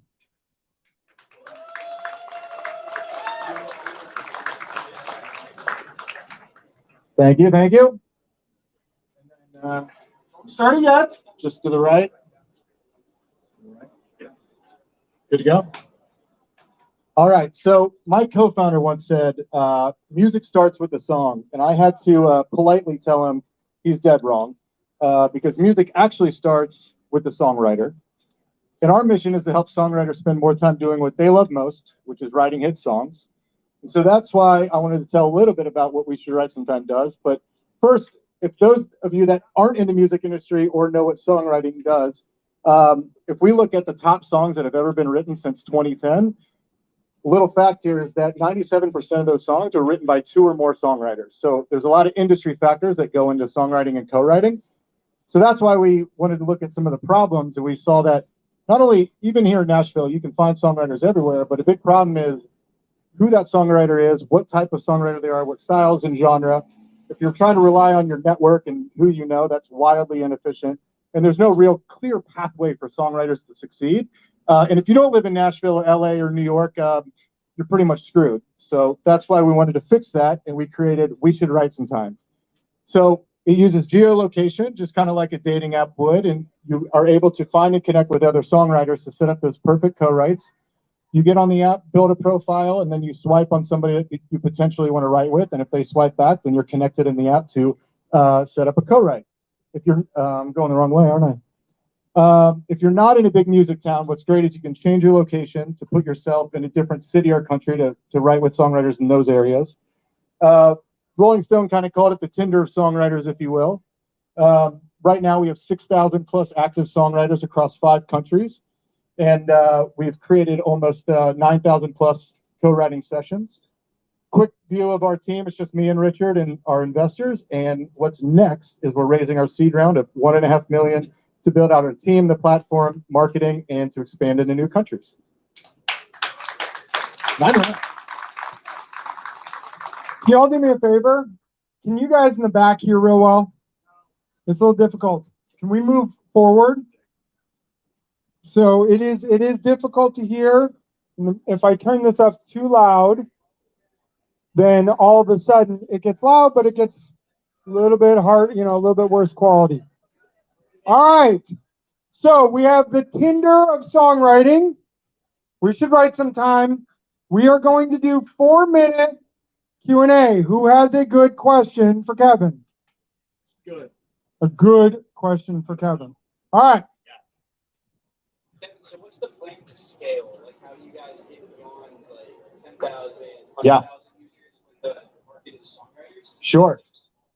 Yeah, and that's a great question that I answer a lot to our current potential investors. But the big part is not necessarily like we know that there's not 20, 40, 60 million songwriters, but the big part that we're focused on are the follow-on markets when it comes to A&R, demo production, and kind of being a discovery platform for a lot of publishers and labels. And those are the conversations we're having now is they're looking at us and saying, how do we find maybe some up-and-coming talent and kind of getting into the publisher space to help them with some things, just logistically and setting up co-writes in that space. So it's starting out with just the, hey, amateur songwriter. What we built in is kind of a tier for pro songwriters so that they have the option to only see other verified pro songwriters, which helps for whether they're touring or if their publisher doesn't have connections in LA or New York, et cetera. So, and going beyond just the global scale of it, yeah, we know that we're starting with a smaller niche market, but the follow-on markets are just huge when it gets into us potentially becoming our own publisher at some point as well. Great question. So say people will co-write a song together. Does the application or the vision include anything for publication or getting them discoverable? What is that? Yeah, so that's kind of phase 2, right? So phase 1 right now is just to scale and grow, get as many users on there. A lot of the money we're raising now is going to go towards things like that to help songwriters, one, continue down the path of where they are now to where they can potentially be discovered, but just kind of building these features that will help them get, as we say, like, I'm not going to, this is getting recorded, so I'm going to be quiet. I don't know who's in the audience, but anyway, like if people want to get discovered on TikTok and do that thing, that's awesome. But we want there to also be another avenue of like, let's reward great songwriters and musicians for being good at their craft and not maybe necessarily like have to just post a bunch of viral TikTok. And again, like, it's fine. Hopefully that kind of answers it. Just we're trying to help grow into that discovery phase for songwriters. Someone else had a question over there. Yeah. So I assume the songwriter themselves own all the intellectual property of the song. We own no part of the song. Yeah. We're just trying to connect them. Yeah, we don't play in any of the royalty space. It's just kind of like how do we connect and put 2 songwriters in a room together. Down the road, we may look at that just as like a, just to help people that may not have the resources or the way to get, progress in their career. Like there might be that, but that's kind of like a couple years down the road we see it. Right now, it's every investor's favorite word of pre-revenue, and so we will eventually kind of model what the dating apps did, which wildly profitable of kind of building in premium features, data monetization, native ad campaigns, and those type of things. But we got to get the scale first. Yeah. What's great about it, and so if you see on here, if you download the app, you automatically connect with me, and I kind of consider it like the Tom of MySpace for us millennials out there. But I mean, I'm on it kind of all day long. So you sign up, and I get questions and get feedback all the time, and this way it's a real direct connection with me. And sometimes there are funny questions that I get. But what's the funniest question you've ever gotten? It won't download on my phone, and I go, "What phone do you have?" And they're like, "I have a Razor," and I was like, "I didn't know that was a thing anymore." That's awesome. Yeah. About MySpace days when Tom was around. Yeah, I know. I mean, there's some funny questions. I get emails, and they're like, "It's just not working on my phone," and I'm like, "Get a new phone." I don't know. Last question. Madeline. Do you have any type of vetting process to manage the quality of the songwriters? So not for we have a pro tier, which goes through a very extensive vetting process, and they have to fill out quite a bit of information. But we don't have any, and that's kind of the beauty of kind of how the dating app UI and UX works. It's like you can just quickly swipe away if it's somebody that you may not be interested in, but there's nothing eventually we'll add in kind of that quality part of it. But if you don't fill out a complete profile, you won't be visible to everybody. So it eliminates that. I just want to look and see what it is. So you're not filled with a bunch of just kind of junk profiles. You have minimum requirements to fill out a profile to be seen. All right. So we should write some time. Thank you. All right. How sweaty was my back when you slapped right there? It was like, yeah. All right. Next up, the use fuse. Can you grab that mic stand and move it? Move it that way. This way. Keep going. Keep going. This way. You're good. All right, we got use fuse. Come on up. Now, you guys win one award. He has come the furthest. He has come all the way from New York. He flew in to speak to you guys. So, we got use fuse. You got 99 seconds when you start.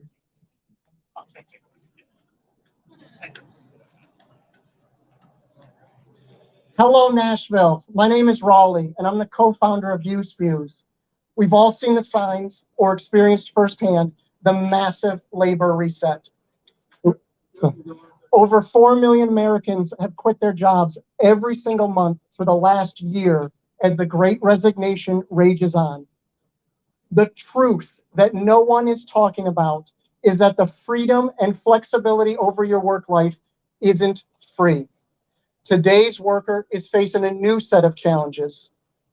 Turning your passion into a pursuit of happiness requires that you market your skills, showcase your talents, justify your rate of pay, create estimates and invoices for the work to be done, track customers and job orders, and most of all, do the work.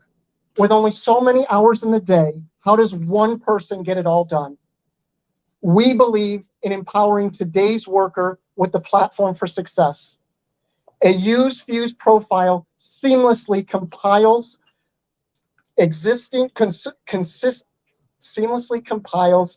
work efforts consisting of work portfolio, customer feedback, and automatically updates your work history with one shareable, dynamic digital document. Add the ability to create and text personalized, professional estimates and invoices, and Use Fuse lets you focus on what's important. With 1 in 3 people having a side hustle and millions of Americans leaving their jobs, how would you use Fuse? Thank you. All right, 4 minutes of questions. Questions? Technology or? Targeted at freelancers? Our initial target market is skilled trade workers, but yes, freelancers, consider it, and I hate using this expression, but LinkedIn meets Carfax for today's worker. We're creating verifiability, transparency, for the non-traditional worker. Sir, like Fiverr as kind of a competitor? No, sir. We are not a marketplace like the Fivers, the Thumbtacks, everything like that. As a platform, we aim to integrate the APIs in the background so we can compile all that data. You know, gig workers, freelancers, today's worker has multiple revenue sources across multiple streams.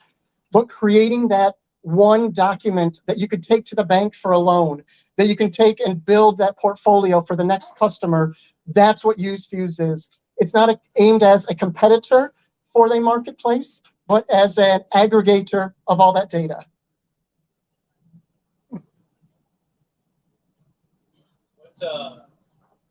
Is it your clients that are creating revenue for you? So right now we are, like the last gentleman, pre-revenue, but we are aiming to get users and users and users. Where we monetize is through the strategic partnerships, like I'm going to say the freelance-friendly partnerships that we aim to create, whether it's micro-lending, insurance, a coupon component, all of that stuff. UseFuse has the unique ability to know the second an estimate is created and an estimate is accepted. From there, we can, diverge services to the user. Is there a way to create views to go on to As like a homeowner? Yeah, just different people that they come in contact with. If I'm understanding correctly, not necessarily. Okay, not necessarily. It's as work naturally occurs in the environment. You see me, I'm in my painting clothes, etc. You see my truck, you see me, I give you a business card, or I can show you my phone. It's a shareable QR code. So we are not like a directory. So I got a question. Yes, so sir. There was a point in time in my life where I was doing consulting. I was running my business. I had like 4 or 5 different jobs at once. I had multiple rental properties that I was running. And I was trying to go to like a bank and get a loan. And they were like, yeah, fuck you, because you need 3 years of history in one job. And I was like, well, which one do you want me to give you? Yes. And like, so how would somebody like me in that particular case, years ago, be able to use views to help me validate and go, I want to buy a house. I have multiple hundreds of thousands of dollars in your bank, but like they still don't trust you, right? You have a character-based. So one of our largest investors is one of the largest banks in the Northeast. Character-based lending. As the number of non-traditional workers grows, banks have an opportunity to decide: do they loan to the traditional worker, or do they not loan to the non-traditional worker? And UseFuse is positioning ourselves as that Carfax verifiability, transparency, exactly like that. Yes. Last question. Last question. What was that? How'd you come up with the name? It's a blending of people fusing of customer, worker, etc., working together to move everything forward. Awesome. So UseFuse. All right. Here's the middle of the show. Where'd the clicker go? Oh, sorry. That's right. All right. Oh, the food. The foodies. You guys ready? Everyone's got their drink in their hand? All right. We got no baked cookies. On a day like today, it was more like baked cookies. But no baked. I've been waiting all day for that one, and no one laughed. Thank you. It wasn't that good, but it's hot out and not okay. So no baked cookies. Come on up. Thank you. Wrong way. All right, guys. I'm Jimmy Feeman, founder or co-founder of No Baked Cookie Dough. I'll tell you a little bit about our business. So, No Baked Cookie Dough makes raw cookie dough that's meant to be eaten straight out of the jar. We craft all of our products according to our mission statement and our first core value, which is chef-driven, not lab-driven. And our first core value is flavor first. So that makes all of our products really special because they're crafted in the kitchens of our scoop shops. And we've served over 1 million customers in those scoop shops. So that's allowed us to verify over the last 5 years our product market fit improve our product, and really stick to that true core value of flavor first. And what it's allowed us to do is create a product that our customers truly love. And we know that because we've served over 1 million of them. In 2022, we started venturing into grocery. And our largest retailer, Doordash, we're in over 5 states with them. They're a super great partner. We have a ton of early success. And we sell over 50 jars a week per location with Doordash. So by the end of summer, they plan on taking us nationwide. And that'll put us on track to be in over 1,500 stores by the end of the year. And we are super excited about that. And it's going to allow us to become a truly omni-channel brand. So we don't just sell in our scoop shops here in Nashville, our online store. We also sell in grocery, food service, hopefully some other channels very soon. And that's helping create the company that we truly want to be. Also, just to note as a final thing, we're a product company. So at the end of the day, everything hinges on our product. And we know that making the tastiest cookie dough on the block, not necessarily the healthiest snack or the one with the most certifications, is what's going to allow us to build a product that's going to stand the test of time. Thanks, guys. So that wasn't fat-free, sugar-free? No, sorry. Okay. All right. It's over there. Yeah. So the cookie dough is over there. If you didn't try it, get some cookie dough. Please go try the cookie dough. It's awesome.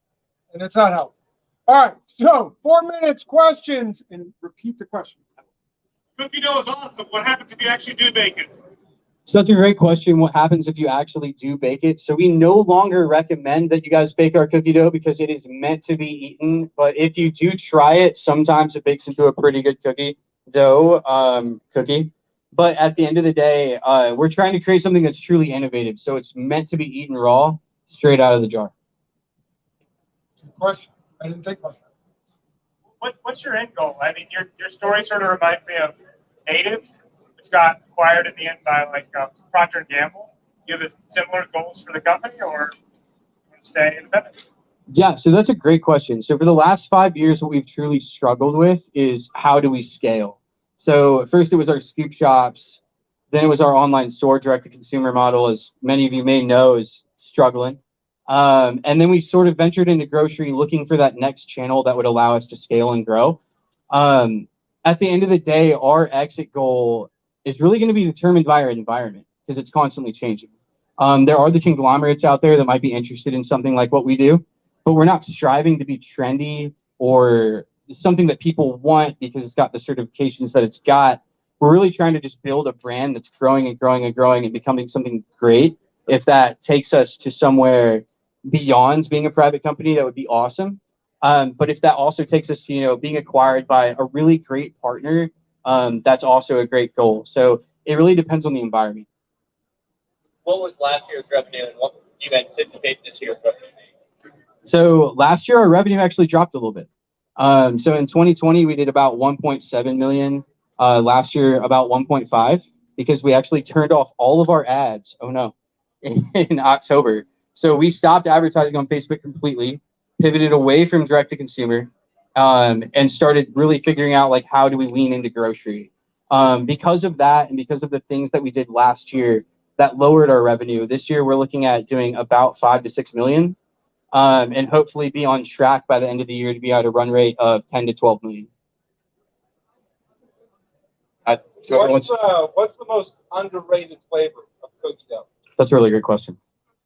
Personally, my personal opinion is my co-founder and wife's favorite, s'mores, is definitely our most underrated flavor. It's like chocolate chip with a kick. So chocolate chip, graham crackers, marshmallow. It's really good. And you can make s'mores cookies too. Try them at home. Okay, so like, are you familiar with like the little like cookie dough bar at like Quick Trip? Yep. So like, I got those like all the time when I stopped at Quick Trip. So like, you guys plan on having any other besides like just a jar of cookie dough, or like, is there any other like bar or any other like convenient ways that you guys plan to promote the product? Yeah, so that's a really great question. So I think cookie dough bars are a cool product. Unfortunately, so far for our recipe, they haven't necessarily been a fit because of our value for flavor first, right? Because the fact that we're chef driven, not lab driven. It is really, really easy for us to go to a manufacturer and then say, hey, you guys have a cool product. We could make it shelf stable and put it in a bar. It'll look like a protein bar. But I'm going to be honest with you guys, it tastes terrible. Like they don't taste good compared to what we make in fresh form. And so it's not something we pursued. Instead, though, because product lines are something you want to definitely expand, we're actually looking at launching a baking mix this year that you'll only have to add butter to, and you'll be able to create edible cookie dough in your house that you then can bake or eat. And we're really, really excited for that product. Last question. Any last questions? Yep. Really great question. So we're located down at 5th and Broadway's Assembly Food Hall, if you guys want to check us out. And we're also located in Edgehill Village over by Belmont and Music Row. Please come grab some cookie dough, grab a cookie dough milkshake or a half-baked sundae. I'm sure you guys will love it. While you wait 3 hours to get into Barcelona. All right, no bad cookies. All right. Let's focus on the presenter. All right, for our fourth, we have Viro. Come on up, Nick. Hey guys, how we doing? My name is Nick. I am the founder of Viro. Love to tell you exactly what I'm building. Thank you guys so much for being here. So Viro is shifting the narrative of climate change. We're moving it away from doom and gloom. The world is burning. Is it gonna melt? Is it gonna freeze? We don't know what day it is or anymore and how long we're gonna be here, right? So we are shifting that to inspiring a positive outlook, right? So we want people to take positive daily environmental action. And it's for you, it's for me, it's for businesses of all size. And it's not for just the hippies and the tree huggers and the people that are out there with signs protesting.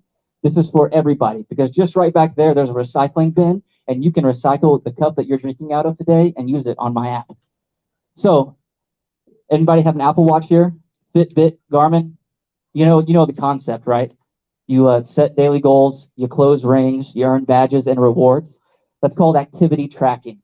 So activity tracking is what 1 in 5 Americans are doing, and that's growing more and more every single day, but it's confined to fitness. Why is that? Why hasn't that whole concept moved past fitness into another space? Well, we're the first ones that are taking it, and we're taking it direct to environmental action. Instead of focused inward and looking at us and how can I be better and share that on social media, we're going to say, how can we make the world better? How can we build a community together that's going to not just impact the world around us, not just impact Nashville, but impact the world all over? That's not a bad thing, right? So if you recycle a cup back there, we worked with the EPA, the Environmental Protection Agency. So they have a list of 100, they have a list that says how much carbon pollution reduction for every time you recycle, compost, carpool, all the things. So we use that data. Please ask me about it. All right. 99 seconds. You said now we got questions. We got 4 minutes of questions. There's Viro. All right. Question. First question. Ready? Who's got a question? We got a question right here. Okay, so I was just gonna ask. So like, there's a ton of NFTs that are like paying rewards out and stuff for like walking and stuff. Is there like any thoughts or anything about doing something like NFT reward or like a crypto or anything? Yeah, that's a really great question.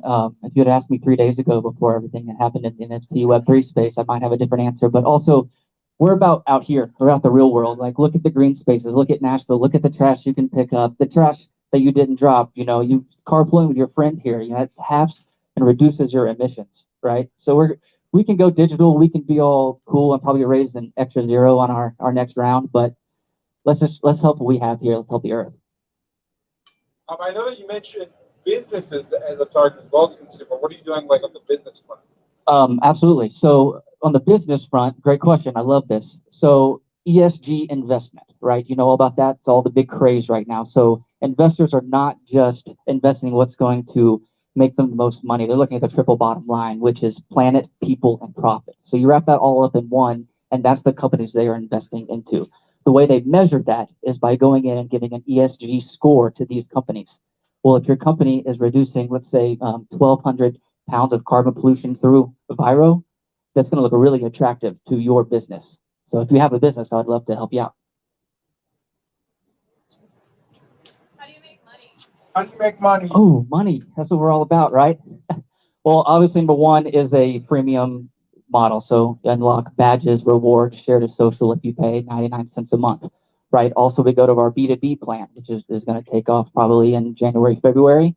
But also, because we are partnering with the EPA, we're getting data straight from them from each eco action. So every time you add something in, at the end of the week, you're going to be able to share to socials, hey, I removed 4.7 pounds of carbon pollution, and here's how. And here's how you can as well. But because we're taking that data set, we are converting those to carbon offsets. So carbon offsets can then be used by businesses to become carbon neutral. So if you reduced, in let's say the year a company could 100 people in a company could reduce 15,000 pounds of carbon pollution just from their employees, well, that goes towards carbon offsets of making their business carbon neutral, which I think you've seen net zero by 2040. So most every Fortune 500 company needs to do. So you're not like a carbon offset marketplace, but you're creating carbon offsets. We generate them, and then yeah. Well, yeah, because here's the thing: is you're probably very familiar with the carbon marketplace.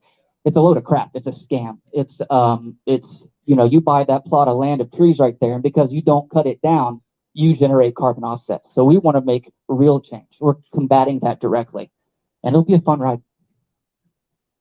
How do you ensure that the eco actions that are taken and reported in the app are net new actions and not just things that they're not just pressing the button a bunch of times? Might have not done anyway. Right. So my heart rate's up. I'm up here speaking in front of you. I'm wearing an Apple Watch. What I'm not doing right now is saying that I'm working out or running, because I want to know the metrics of my physical fitness. And so why would somebody that's wants to be in the green space, wants to live an eco-friendly life, that wants to be sustainable, lie? And yes, there are bad actors. If there's, what is it? Nicolas Cage, he stole the Declaration of Independence. Like, they put it out there for everybody. He stole it. Right. He's a bad actor. But I believe in the goodness of humanity, and also I said a lot of anti-doom and gloom. Like, I don't know, a couple weeks ago, somebody painted over the Mona Lisa with a cake, and they said, oh, this is for climate activism. We're the opposite of that. We're just about inspiring good things to happen. There's so much in pop culture of people that care about it. So let's harness that power and make this trendy and cool and a true lifestyle. All right, that's it. We got one more good one. Okay. That probably was a good question. You got to answer them faster. Byro. We have people watching from Indonesia. I can't skirt the rules. Nicolas Cage is the bad actor. All right. No, I love him. He's great. All right. Last but not least. Tiki. So, yeah. Now you're all paying attention at least. Yeah, I mean, the internet is genuinely fucked. You know it. I know it. We all experience it every day. Can't hear me. All right, there we go. Internet fucked. We'll go back. That was all by accident. So internet is fucked, and it's basically because of your data, my data, all of our data, right? The internet was invented to exchange information and data, and that same data was harnessed to be exploited against you and me, and harnessed to centralize the internet for capital growth and gain and money, right? But we as people own one real genuine tool. 1 billion people have data rights. Just like you own your car, you technically own your data, which means you decide who drives your car, you decide who uses your data. You want to sell your car, you get money for it. You sell your data, you should get paid for it. Yet why does that not actually exist today, even though we all own it? And so your data, your choices. What we're building at Tiki is a way for people to actually take ownership of their data, own the marketplace in which their data is sold, and building a new way to actually share data 100% anonymously. So when a company buys your data, they don't know who you are. We're building a new third-party marketplace owned and operated by the people who contribute it. A true free market for data to compete against all of the centralization and power structures that have been built in the internet. Bringing the internet back to people. You get control and compensation. You just decide which accounts you want to link, and you don't want Facebook tracking your face, swipe left and turn it off, right? You want to get paid for your YouTube watch history, swipe right and get paid. It's your choices, it's your data. On the other side, what we do is we democratize data, bringing data back to businesses, all anonymously. We never needed identification in data for retargeting ads and sites, right? When you go to look at a chart, it doesn't have my name on it. It doesn't have your name on it. It's got an answer to a question, right? When you go to run an ad, you're not like, I want to target Mike. By the way, my name is Mike. People call me Tiki Mike because the company's called Tiki. But they don't need to know who you are to do any of their actions. And so why do that? All that is doing is creating a system that can be hacked and exploited and leaked. It's creating a system that is unsafe for all of the participants. And so we're building a whole new data economy, user-owned data economy built on top of the blockchain where you own it. Looks like you're cutting me. Perfect. Done. There's my website. Come sign up. All right. Questions for Mike at Tiki. What was your background prior to starting Tiki like? Yeah. I built another big data company that used all your data after you bought a product, especially here in Nashville. We worked with, Martin Guitars, Gibson, Taylor to build post-sale customer engagement tools, ingesting trillions of data points to figure out that exact right time to re-engage a customer to lock them in for the lifetime. That was a business built on the concept of, hey, we can make a fuck ton of money doing this. This is a business built on actually solving real problems. So you screwed us, and now you're trying to build a company. I might know a little thing about how this all happens. Share one. One block. So it's ours. So it's actually built in a truly new decentralized way. We use a decentralized architecture as well as decentralized political and decentralized whatever systems you want to call it. Basically, it all runs natively on your phone, right? This is all short for it's a whole new type of blockchain that can mint trillions of NFTs at sub-nanosecond gas fees instantly on your phone. A given iPhone can do 25,000 NFTs a second for free on our blockchain. Oh. How much money can I make as a user? Yeah, so your data is worth thousands of dollars already. And so the question is, how many people can we get on Tiki? When we all pool our data together, you can recapture all of that data back to yourself, right? Facebook is one of probably about 50,000 companies trading and reselling your data today. And they net out about $160 a person in the United States a year. So, multiply that out, it's worth thousands and thousands of dollars. And we're at the very early days of data, right? Think about the metaverse, quantum computing, Neuralink, the things that are coming in the future. It's all going to be monetized on your data. So why the fuck shouldn't you own it? So how do you keep those companies, like the big companies, whether it be Facebook or Apple, accessing your data? Yeah. If you want to sell to them instead. Yeah, so sure. It's all about your choice, right? So the whole system is built on informed consent. If you want to give your data to Apple in exchange for systems and services, you can. Likewise, you legally own that data and they have to give it to you and show you what data you own today. And so you can give Apple your data or Facebook your data to use Instagram, for example, and still take that same data and sell it on a third-party marketplace and monetize it just like that. And it's like running another marketplace adjacent to them. And we all know how capitalism works. Undercut their business model, charge less, provide a better product, you'll steal all the customers. So when I think of something like a Truebill, right, where Truebill like accesses or things like Truebill, where I've got subscriptions and I have to pay for those subscriptions every once in a while, it renegotiates for me. So to an extent, if there's an Apple or a Facebook or otherwise in the world, it's like I become an intermediary with Tiki, where it's like, oh, I just stopped the consumption of your fuel. Pay me, give me a toll fee, and then we'll re-allow that access to data flow to happen again. Right. I mean, you got to think about how Facebook makes money, right? Or Apple, right? Facebook's a perfect example. They run the largest data marketplace in the world effectively, right? They're taking your data, figuring out where to put ads based exclusively on your data, right? That's just a data marketplace. And so you can take that same principle and run it an adjacent market with more people, better data. By going straight to the user, we're actually able to access data that Facebook can't get, right? When Apple made their changes to IDFA, they took $230 billion off Meta. Now it's called Meta because of these changes. Off of Facebook's market cap, right? So the world is changing towards a privacy-centric economy. And the only way to build this gap between privacy and access to data is to allow people to participate in it directly. So when you provide access, we actually can provide better data than the competitors, and you can still run and do all the same things that they do today, except now you're either getting paid or you're deciding what they do with it. What are Tiki's ethics guidelines? Yes, I was reminded that I was supposed to repeat the questions. I'm sorry. Great question. Actually, it's near and dear to our heart. Before we ever did anything, we spent about a month trying to figure out our ethics. We picked three things: user centricity, transparency, and trust. And when we say transparency, this is the buzzword. The other two, not a lot of companies say this, but every company in the world says transparency. We don't mean it like that. We call it radical transparency. Everything that we do is open source.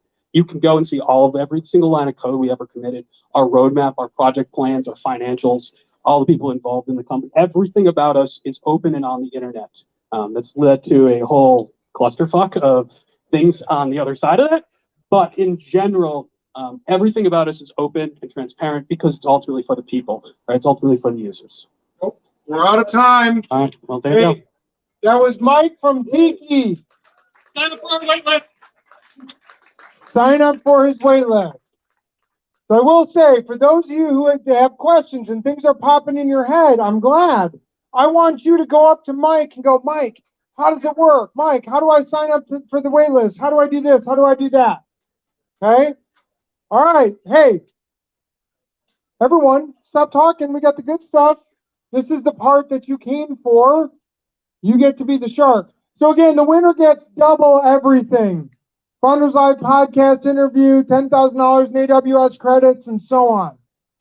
And most importantly, they qualify for Founders Live Prime Time, which is where they will then get to compete with people all across the region and eventually internationally if they win.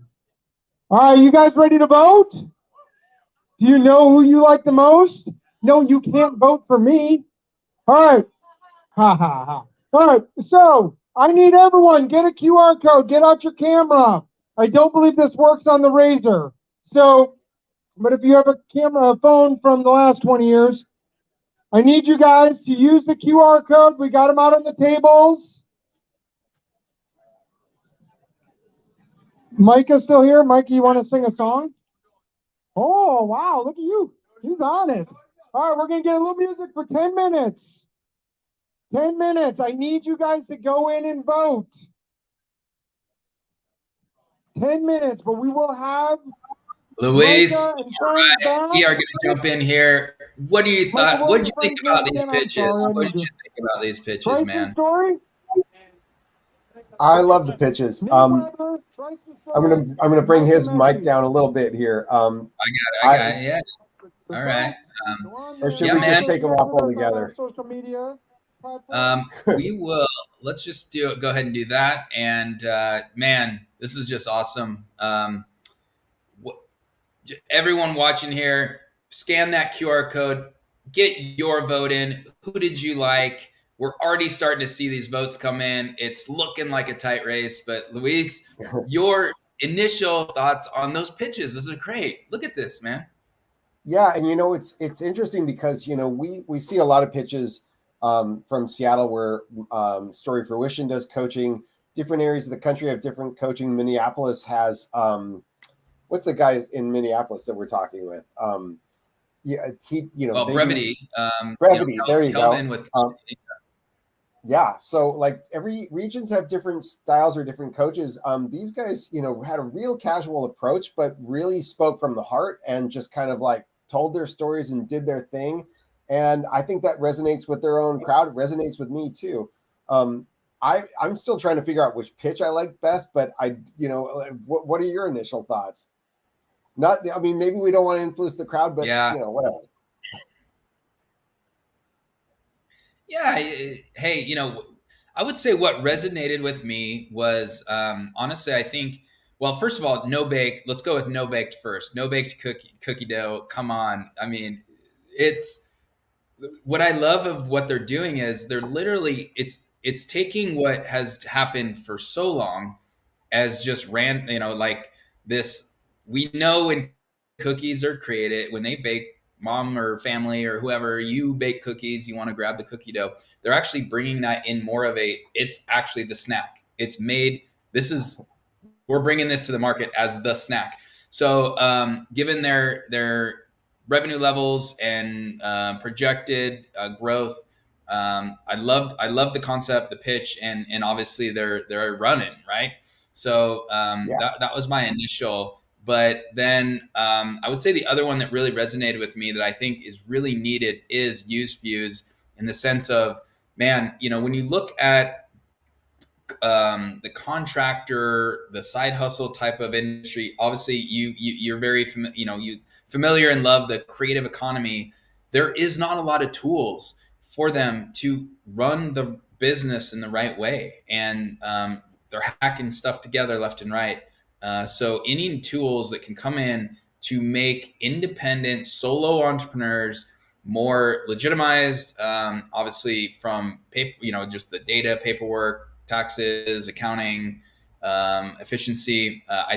So I actually really like that one as well. How about you?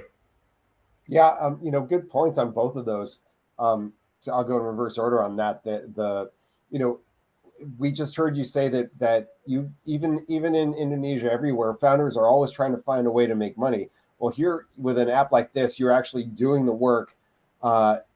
Having a billing system as easy as possible, sending the invoices, getting the money coming in.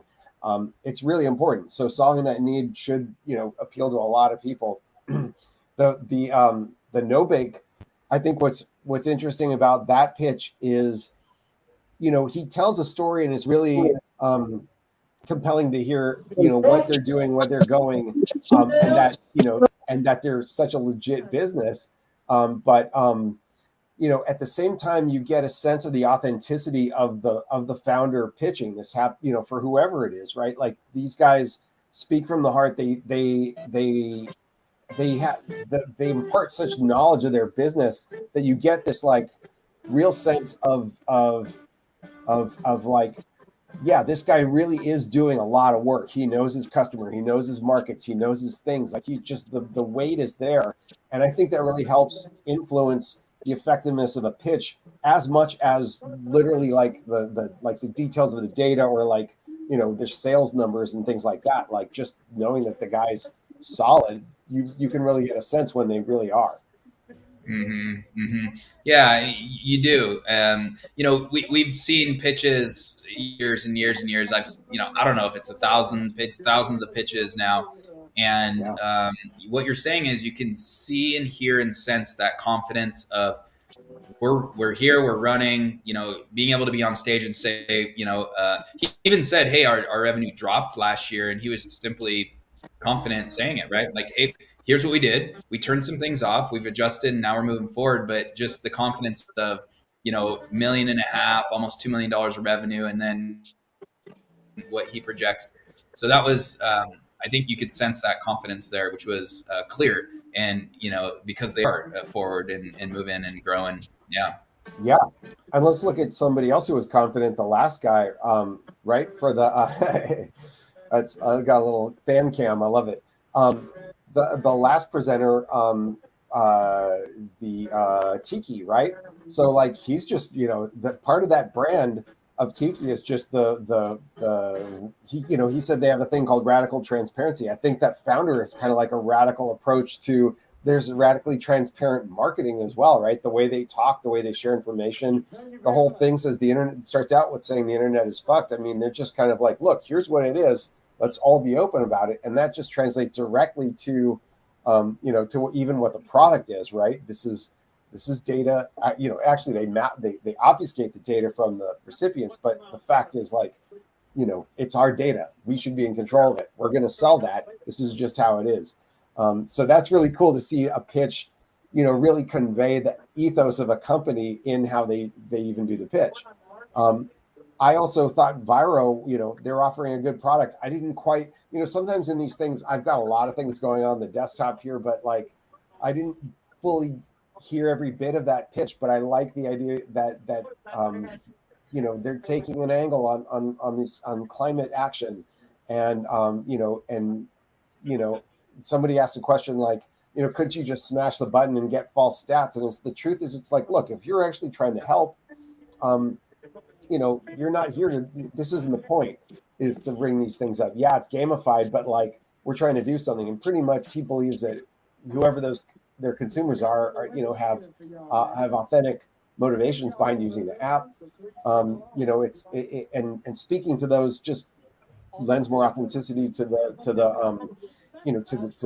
veracity of the product and that kind of market and that kind of purpose. So we're seeing a lot of one-to-one you know, and there's the other one we haven't talked about yet. We should write sometime, right? All these products come from true consumer need through founder familiarity with the product and seeing an opportunity and having a knowledge about how to deliver that into reality. So I think we're seeing really like the meat of what a Founders Live pitch competition offers right here on stage in Nashville. We are. Look at that lineup. You know, the beauty of Founders Live is you have a mix of a variety of companies. You know, I've had this question so many times where, hey, why don't you do like a themed event, right? All fintech or all bio. I say that. Yeah, and you know, hey, here's outside of logistics of doing that. I think it's underappreciated by walking into an event, coming here. Look at that. You know, they're on a rooftop, grabbing a drink, having a good time, and you hear a variety of ideas. That sparks creativity of thought, not just the same like, hey, we're another fintech, like financial technology. We have you make a payment, blah blah blah.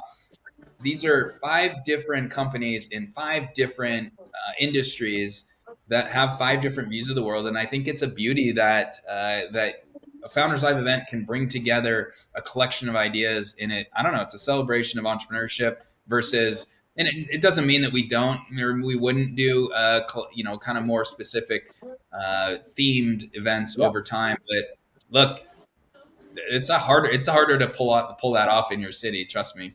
So yeah, for sure. And you know, the other angle too is like when you have a diverse group of industries represented in your pitch slate here, they all bring people to the pitch competition to vote. They bring their people, their staff, their crowd, their fans, and you get a nice mixture in the crowd. I think that's part of why Founders Live events are so fun. Is it's not just all fintech people or all data people or whatever. You got, you know, you got people who work for a cookie dough company mixing up with data privacy company. Good things happen when those things collide. So that just makes the crowd more fun. We have insight into the voting numbers at this point, and oh yeah, it's close, but it looks like there is someone in first place. Excited to have that announced, but way cool. This is obviously the fun part of the event as well. And you know, again, Luis, you know, we're gonna bring this audience cam back on, and man, I'm gonna drink my coffee. Everyone, hey, I'm having my in Indonesia. I had to get up at 4 o'clock. Actually, I woke up about 3:30 in the morning. Started drinking coffee here, and man, all right. Hey, is he talking? Let's fix the mic. No, we got like 25 more slides. All right, I will say congrats to everyone. All 5 of you are amazing, and this is for sure the closest it has ever been. This is all 5, like within, I'm like making sure all votes are in. I'm refreshing. All right, it's done. All right. I will say, all of you guys, awesome. We Should Write Some Time was amazing. Used Views, awesome. No Baked, tastes amazing. Vero was awesome. Tiki, amazing. Thank you, Mike, for coming out. We did a podcast with him. All right. The winner is definitely the sponsors. I will say, Polsinelli is amazing. AWS, awesome. Next Level, you're awesome. Shane's amazing. Sweet Moves. Go to Nolansville and get some Sweet Moves. I'll be going this weekend. Drum roll. Should I talk a little bit longer? Follow us on social media. If you have not done that, I'll be pissed. Put this whole thing on to get 3 Instagram followers. Come on. All right, the winner. He did come the furthest for it. Used Views. Come on up.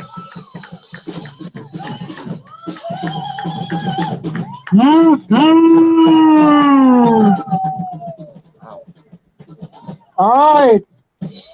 5 extra minutes to tell the story of Used Views, where it came from. or anything you want to talk about. Thank you. Thank you, guys. Thank you very much. Truly appreciate the opportunity. Truly appreciate the opportunity. It's a massive, massive team effort. My brother Halsey works with me, and we have another gentleman. His name is Amro, and we're the Use Fuse team, and couldn't be happier. Thank you, guys. Can't hear you. Sorry. Use Fuse launched a beta last May in 2021.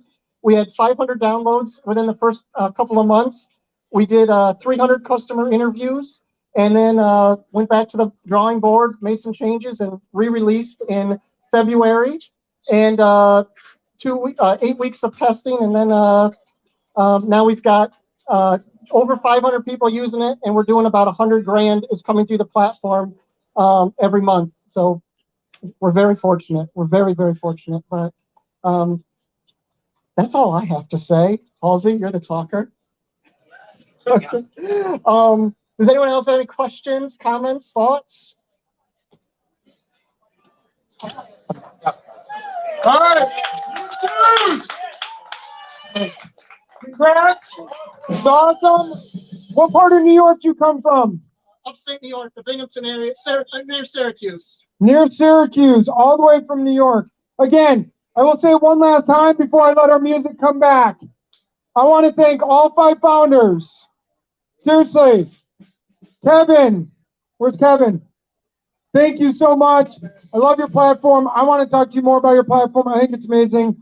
I think it's going to explode, and I think it's going to be about even more than music. I absolutely love your platform. I told you that when we talked.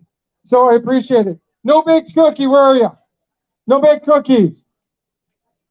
That's amazing, and I'm going to bring my wife because she's going to go nuts over that stuff. That's awesome. That was incredible and amazing. Nick, Viro, thank you very much. Nick won Amazon's hackathon, which got him a spot here. If you're interested in presenting, let me know. And last but not least, Mike. Audi, Mike, Audi, Mike. Tiki. Maybe he's in the bathroom. Thank you very much. Hey guys, again, I'll leave this up here. We'll be hanging out here for about another hour, and then everyone go to HQ or go to a bar, find an after party. I'm sure drink all the beer. I don't want to bring it home.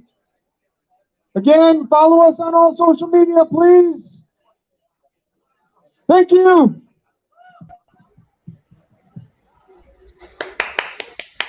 All right. Great nice job. Work. Yes, Taylor. Way to go. Man, I can tell you. That's how you do it. That's how you do it, man. What are your thoughts on Team Nashville? I love it.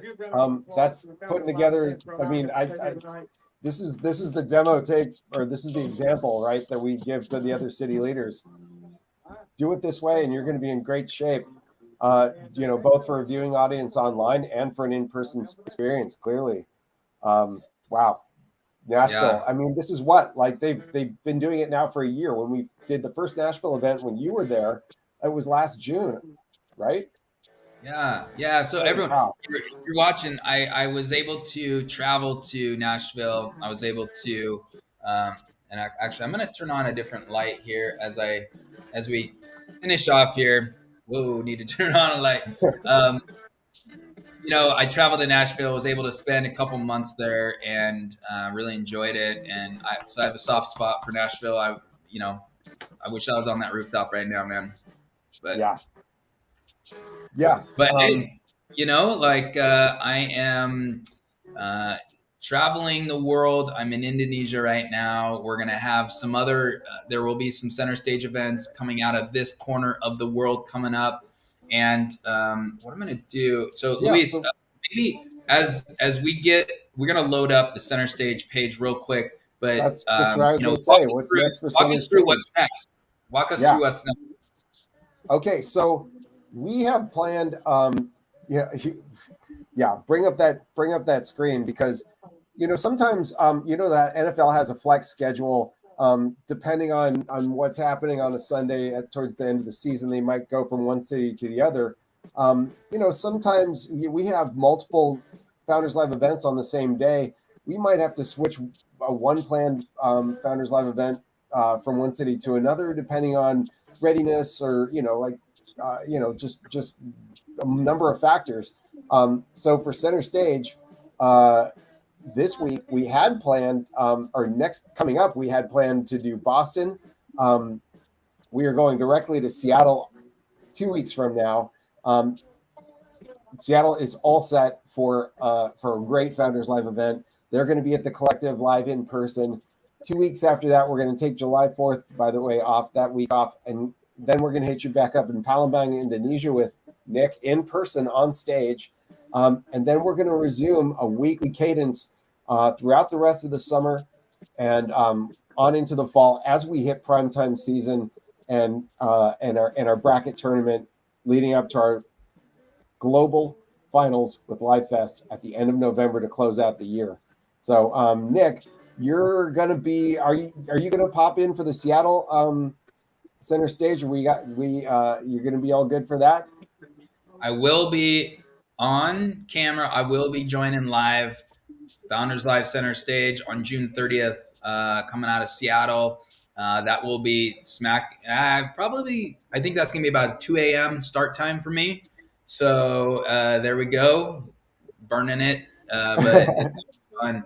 Today I got up around, I think I woke up about 3:30. We had to do some setup and testing at 4. And then 6 a.m. was a start time for the event here. So if you think about the central time zone where Nashville is, basically it's a 12-hour total, just totally different side of the day, 12-hour difference of where I'm at in Indonesia, literally just across the other side of the time day. And so, but Pacific time zone, it's about a 14-hour difference. Yeah, so actually, that's actually works out better for you. So you'll be at 8 a.m. your time if we're 6 p.m. Seattle time. So that gives you a little bit more sleep. Oh, wait. It's easy to get turned around on this, on these things. It'll actually be, So that'll be great to have you with us. I'll be on location at the Collective, but in a separate room from all the events going on. Maybe I'll be able to walk out and do some first-person video. Maybe we'll get somebody else to do that. But look, guys, everybody look for a great event coming from Seattle. This is a city that has tuned in. They've been doing it the longest, and they've got pitch coaching. They're just this is a fifth gear city. Look at this, Luis. I just want to point out. I mean, come on, like you look at this lineup, and it's just bouncing around the world. And you all that are watching this now, or maybe watching a recording of this, look at this. The talent coming out of Guadalajara, Mexico, Hyderabad in India, and then we go to LA, Los Angeles, New York, Mexico City, Makassar in here in Indonesia. Then we're hitting Las Vegas. And then in a new announcement, we're finally getting Johannesburg off the ground. They're in South Africa, and this will be their second event in Joburg there, and so the African continent. And we hit San Diego, Johannesburg. Look at this. These and are the revival of San Diego too. World-class cities, man. And I can tell you, I don't know if you're listening out there, but this needs to be in front of a lot more people. We are looking for a major streaming partner. Hey, it could be YouTube, could be Twitch, could be Netflix, could be Apple. You better jump on this. This is global. This is what the world needs. And we are looking for a great partner that can believe in us and that wants to take this to the next level. So look at this, and this is not to say, then there's prime time. Then, oh, by the way, everyone, we're not even repeating cities. Yeah, there's Seattle there, but outside of that, these are all of our other cities that are not even in the lineup. So it's time to make it happen. Just keeps coming. There's only 52 weeks in a year, and we're approaching 100 cities. So like we kind of have, if you throw in holidays and whatever else, once a city goes on, it's 2 years until they come back, unless somebody else drops off or can't make it. Like I was saying, we might have to flex in a different city sometimes, but man, it's growing. So when your city gets a chance to have a center stage event, it's a big deal. And so far they're showing up. Nashville showed up today. looking forward to how Seattle brings it end of June, and then Palembang, they're going to have you there. So Nick, you got the bar's been raised for what we're expecting from you in person. By the way, it's all in Indonesian language, so I will be speaking in English. I'll be speaking in English, but it's in their native language. So yeah. But hey, it's time to wind down here. Hey, Luis, your final thoughts here as we wind down another center stage event. Just amazing stuff. Final thoughts is, I'm always gratified to see this Founders Life formula work everywhere we put it around the world. I love seeing community get together and look there. There's a huge crowd still hanging out there. Look at that evening sky on the roof in Nashville. People getting to know each other, connections being formed. People on stage feeling more confident about their businesses, feeling validated for their ideas. That's really what it's all about. And catch us every single Wednesday. Well, not next week, but basically every single Wednesday to see how this happens all around the world. I know we just went through the whole lineup, but like this is it. This is the Founders Life experience. And even if it isn't happening on center stage, we have events going on in other cities around the world. This happens, there's, we got Atlanta coming up next week. We've got New York City coming up next week. Things that aren't on center stage still going on. So find your campfire, join other founders, join other communities in your town, or start one yourself. Yep. All we got to say is find that campfire, open those doors, have some fun. That's the core values. Here we go. All right. All right, everyone. We are closing down for today. Thank you all so much for being here. Luis, always a pleasure. Thanks so much for hosting. So great. And until next time, everyone, this has been Founders Life Center Stage. Today was live from Nashville. Next time, it'll be live from Seattle, Washington. All right. See you later. See you, everyone.